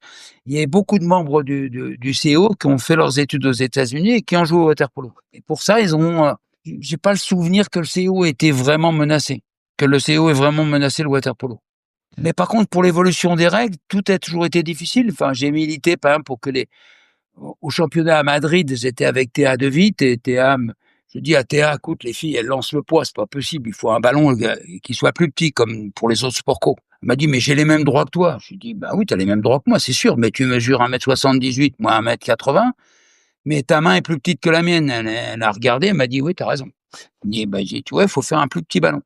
Bon, on a bataillé plusieurs années avant d'obtenir le nom, et c'est grâce à la Hollande qui a poussé pour qu'on ait un ballon féminin qui soit plus petit. Aujourd'hui, le polo féminin, faut reconnaître qu'il est attrayant. Il y a plus de continuité dans le jeu. Elle cherche plus à utiliser les espaces. Et c'est attrayant, le polo féminin. Il y a moins de prédominance physique. Elle joue plus dans l'utilisation des espaces. Nous, on a une particularité. On est le seul sport co qui se joue dans le terrain et pas sur le terrain. Et quand on lance la balle sur le terrain, elle va pas rouler comme au handball ou au basket, elle va pas s'en aller, elle va rester sur le terrain. Donc on peut jouer autour d'un ballon fixe. C'est une particularité. Je trouve qu'on devrait utiliser davantage. Mais il y a cette espèce de mouvement de fond qui veut qu'on ressemble aux autres sports co, alors qu'on a notre propre logique. Je veux dire, par exemple, rien que le fait de dire qu'on attaque à 1 de plus, c'est la seule fois où on attaque à égalité. C'est-à-dire que quand il y a un joueur qui est hier, on attaque à 6 contre 6. On n'est pas à 1 de plus. Pour une fois, on attaque non pas à 1 de moins, mais à égalité. Et on continue de dire qu'on attaque à 1 de plus, comme si le gardien n'existait pas. Le gardien, il fait partie du jeu. Je veux dire, c'est quand même c'est le seul qui voit toute la défense dans un même angle de regard. Il voit tout le jeu, lui. Et en plus, il voit son espace de but, dont il a l'homologue devant lui, en face. Donc, il sait très bien se situer par rapport à ses 2,70 m de surface de but. Je veux dire, mais on continue à dire qu'on attaque à 1 de plus. Et la plupart du temps, moi, quand je regarde l'efficacité d'une attaque dite à 1 de plus, si le gardien ne bouge pas, il n'y a pas but. Hein. Et il circule la balle, mais le gardien, lui, reste peinard au centre. Et il n'y a pas d'angle de tir. Pas tirer. Il faut déplacer le gardien pour. Et si la circulation de balle et la fixation ne déplacent pas le gardien, il n'y aura pas but. Il aura un coup de bol. On va attaquer les championnats d'Europe samedi pour les garçons à Belgrade. L'équipe de France masculine y est qualifiée. C'est quoi un peu tes pronostics ou comment tu vois ce tournoi? Ça reste un tournoi, mais comment tu vois un peu les choses là? Déjà, les tournois, ils ont évolué parce qu'avant, il n'y avait pas de finale. C'était des round robin. On jouait, je voudrais pas dire, mais je suis le premier qui a fait les tournois, organiser les finales avec les universiades. Je suis le premier à avoir, parce qu'à Los Angeles, c'est un tournoi à round robin. Le dernier match de la finale, il se trouve que c'est États-Unis, Yougoslavie, et qui font match nul. Il n'y a pas un Américain. Il y a pas un Américain qui comprend pourquoi la Yougoslavie, ils ont payé les places chères et les places de parking très chères aussi. Il n'y a pas un Américain qui comprend pourquoi les Yougos sont champions olympiques et pas eux. C'est la différence de but sur le round robin à 6. Alors, on explique juste le round robin. Donc, c'est tout le monde joue contre tout le monde. Voilà, et puis, le classement. Ceux qui sont qualifiés dans les 6 premiers. Oui, et le classement se fait en fonction. Et donc, les Yougoslaves, à l'époque, qui étaient menés 5-2, avaient besoin juste d'un match nul pour pouvoir être champion olympique. Et les États-Unis, qui est un pays, très particulier où le match nul, par définition, n'existe pas. C'est-à-dire qu'il faut un vainqueur. Il n'y a pas de match nul à part le soccer, mais qui n'est pas un sport américain.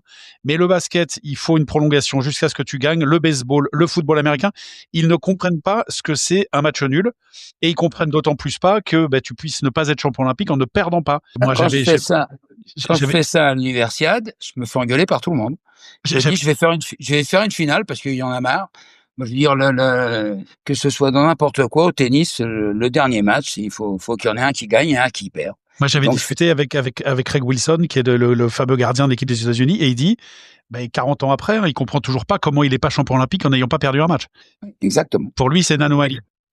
Pour moi, c'était une anomalie. Donc, en 80, j'organise dès l'année d'après, et avec le tournoi de Marseille, on fait des groupes et des demi-finales et finales. Parce que pour moi, ça fait... Et donc, aujourd'hui, c'est ça qui change la donne et c'est ce qui fait aussi la beauté du parcours de l'équipe de France au championnat du monde en 2024. C'est que ils vont en demi-finale. Ils perdent certes au penalty, mais il y a la possibilité, ils sont à un cheveu de rentrer en finale. Et c'est ça qui rend la chose attrayante. Et je pense qu'on a perdu toutes ces années où on n'a pas su mettre en évidence notre sport collectif. Aujourd'hui, avec les finales, on atteint quand même à des niveaux d'intensité qui sont, qui parlent pour le sport, qui sont franchement promotionnels pour notre discipline. Jean-Paul, on arrive vers la fin. Je vais juste poser une question. On va revenir à notre water-polo domestique. Tu as toujours des fonctions, donc, comme tu l'as dit, au Racing. Est-ce que le Racing va retrouver un petit peu son lustre d'antan, puisque le Racing a été longtemps dans les 3, 4, 5 premiers du championnat d'élite à l'époque. Et le polo en général en Île-de-France, parce que on a connu, nous, jeunes, les fameuses interzones avec le CIF qui était très très puissant à l'époque et qui est rentré un petit peu dans le rang. Comment tu vois l'évolution et du Racing et du CIF? Alors Racing fait partie du club fermé des clubs qui ont été champions de France quand même. C'est-à-dire que et moi, si c'est avec un type comme si je suis devenu entraîneur, c'est aussi grâce à des personnalités comme Jacques Mélier qui nous expliquait comment on allait jouer et pas seulement parce que c'était une question de trip. On devait jouer comme ça parce que les autres jouaient comme ci. Donc c'était vraiment de la dialectique, une thèse qui rencontre une autre, son antithèse. Et le Racing, avec Arnaud, moi j'ai contribué, j'ai rejoint le Racing. J'avais jamais signé quand j'étais jeune, même si on m'avait demandé de venir. Toujours assez fidèle à mon club. Mais comme le club risquait de disparaître, donc je me suis inscrit et puis on a remonté la section natation avec Laurent Viquera, la section water-polo. C'est difficile. C'est difficile parce que d'abord, les 2 piscines dans lesquelles on s'entraîne sont fermées. Une va peut-être réouvrir vers la fin janvier. La piscine Keller est fermée. On a nos 2 bassins de 25 mètres, mais qui sont des bassins pour la natation et un est trop peu profond pour pouvoir jouer dedans. Même l'autre, d'ailleurs, on a de l'eau jusqu'à la taille à peine pour une moitié du bassin. Donc pour nous, c'est difficile. Je pense pas qu'on soit capable aujourd'hui, on ne vit que de nos cotisations et du mécénat. Voilà, c'est notre seule possibilité on organise des activités aussi en lien avec le 8e arrondissement qui nous permet d'avoir une base élargie de membres. Mais, je vois pas ça. Et sur l'Île-de-France, moi j'ai connu une époque où c'était presque plus difficile de jouer en première division d'Île-de-France, tellement il y avait de clubs, le Stade Français, la SPTT, le Racing bien évidemment, la CBB, Montmartre après, la Libellule, la SR France, la S Police de Paris, enfin des clubs il y en avait. Je veux dire, on jouait d'ailleurs souvent on jouait sous des faux noms dans les équipes 2 et 3 puisqu'on était limité en nombre de matchs. Donc, enfin, faut pas dire que j'ai dit ça faut le vrai. Mais quand on était jeune, on faisait beaucoup de matchs. Et maintenant, il y a beaucoup moins d'équipes. Malheureusement, sur Paris, on est le seul club à présenter autant d'équipes de jeunes.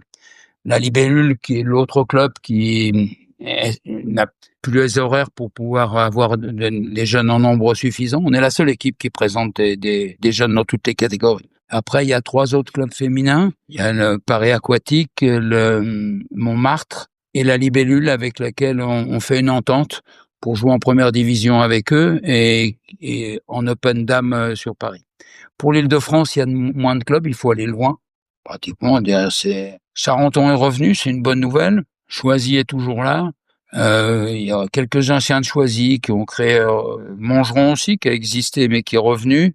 Corbeil n'existe plus, Vernoux non plus il y a longtemps, la VGA encore un peu, mais voilà, donc Taverny bien sûr qui est monté en élite, Saint-Cloud qui vient de se créer il y a 2-3 ans, mais ça fait pas beaucoup d'équipes, le CN Saint-Germain-en-Laye aussi, l'US Conflans, la Garenne-Colombe, c'est pas beaucoup de clubs, je veux dire, et là on retrouve la problématique d'accéder aux piscines, ce qui est vraiment difficile, quoi. Je suis pas confiant pour l'avenir, quoi, voilà, donc pour nous, on est au carrefour universitaire pour beaucoup de gens. Donc on a des jeunes Italiens, des jeunes Européens qui viennent. Chez nous, ils payent leurs cotisations. Ceux qui me disent qu'ils viennent pour jouer au club, pour le club, non. Tu joues au club, si les autres payent pas leurs cotisations comme toi, on peut pas jouer. Donc vous payez votre cotisation. Donc les joueurs payent leurs cotisations. Et j'ai la chance d'avoir des garçons comme Alexandre Servetti, d'autres, Julien Crosetti aussi qui est passé par chez nous, mais d'autres que je sens susceptibles de me succéder, voilà. Donc, parce que ça va pas penser à m'arrêter, mais je pense que je serai arrêté à un moment ou à un autre, donc il va falloir quand même trouver des jeunes gens pour s'en occuper. On a, nous, 4 équipes seniors, 8 équipes de jeunes, donc voilà, on tient la route comme ça, mais c'est vraiment très difficile. Christophe? Maintenant, juste, je voulais une réponse pour le championnat d'Europe. Comment tu vois l'équipe de France et c'est quoi éventuellement ton podium, comme ça? Et ça sera quasiment notre dernière question parce que c'est la dernière. Alors, je les vois bien matcher parce que ce qu'ils ont montré, et je pense que le match contre la Hongrie va leur donner confiance, ce qu'ils ont fait, là, même si la Hongrie n'était pas tout à fait complète, j'entends bien, mais cela dit, ça reste quand même une référence, ils peuvent jouer avec l'équipe seconde, ça reste quand même des sacrés joueurs. Après un top 6, je trouverais ça bien. Après, rentrer dans le top 6, c'est déjà balèze.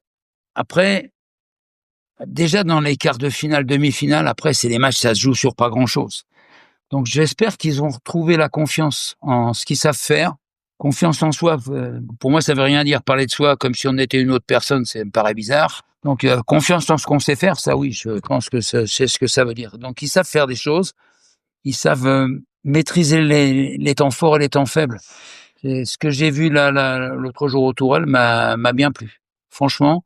Et puis même il manquait Hugo quand même, qui sera pas là, hein, qui sera pas là au championnat. Je sais qu'il sera pas là. Je sais, j'ai vu qu'il voulait se donner un peu de temps pour.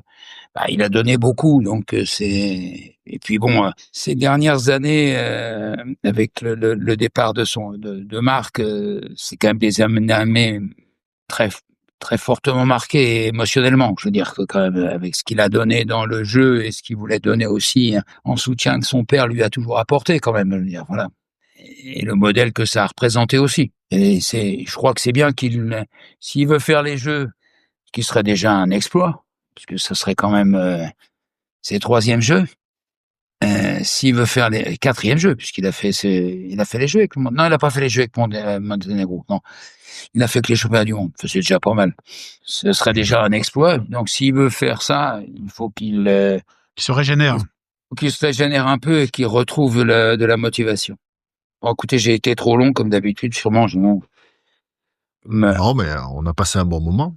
Comme disaient les joueurs, bon, attends, faut pas lui filer la parole, sinon il va commencer à nous filer des conférences. Mais j'avais besoin de les convaincre. D'en convaincre, c'est littéralement aller ensemble.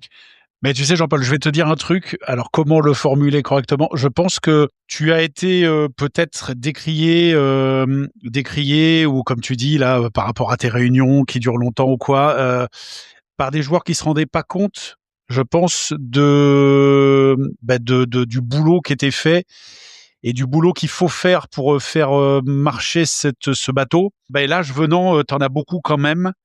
Qui c'est le propre quand même de l'homme d'évoluer, mais qui se rendent compte quand même de l'architecte que tu as été et qu'il a fallu et tous sont unanimes, tous ceux avec qui je parle quand même avec pas mal de gens, tous sont unanimes à reconnaître le boulot qui a été fait et c'est bien de rendre hommage et de rendre à César un peu ce qu'il lui a. Oui, bon, on l'a fait ensemble. S'ils n'avaient pas été là, ça aurait pas pu faire ce qu'on a fait. Puis puis je pense encore aussi à Joël, à Victor. Victor, en plus, c'est quasiment ma famille, ça. Je veux dire, c'est Jean-Marie Brun aussi qui est disparu trop tôt, qui était quand même un personnage étonnant, quoi. Je veux dire. Puis pour tous ceux qui sont partis ou qui sont encore là, mais bon, je pense à Henri Simon. Enfin, souvent, je pense à toutes ces personnalités qui nous ont permis de faire un truc orchestral. Voilà, c'était une vision orchestrale. Pour moi, ça a toujours été ça.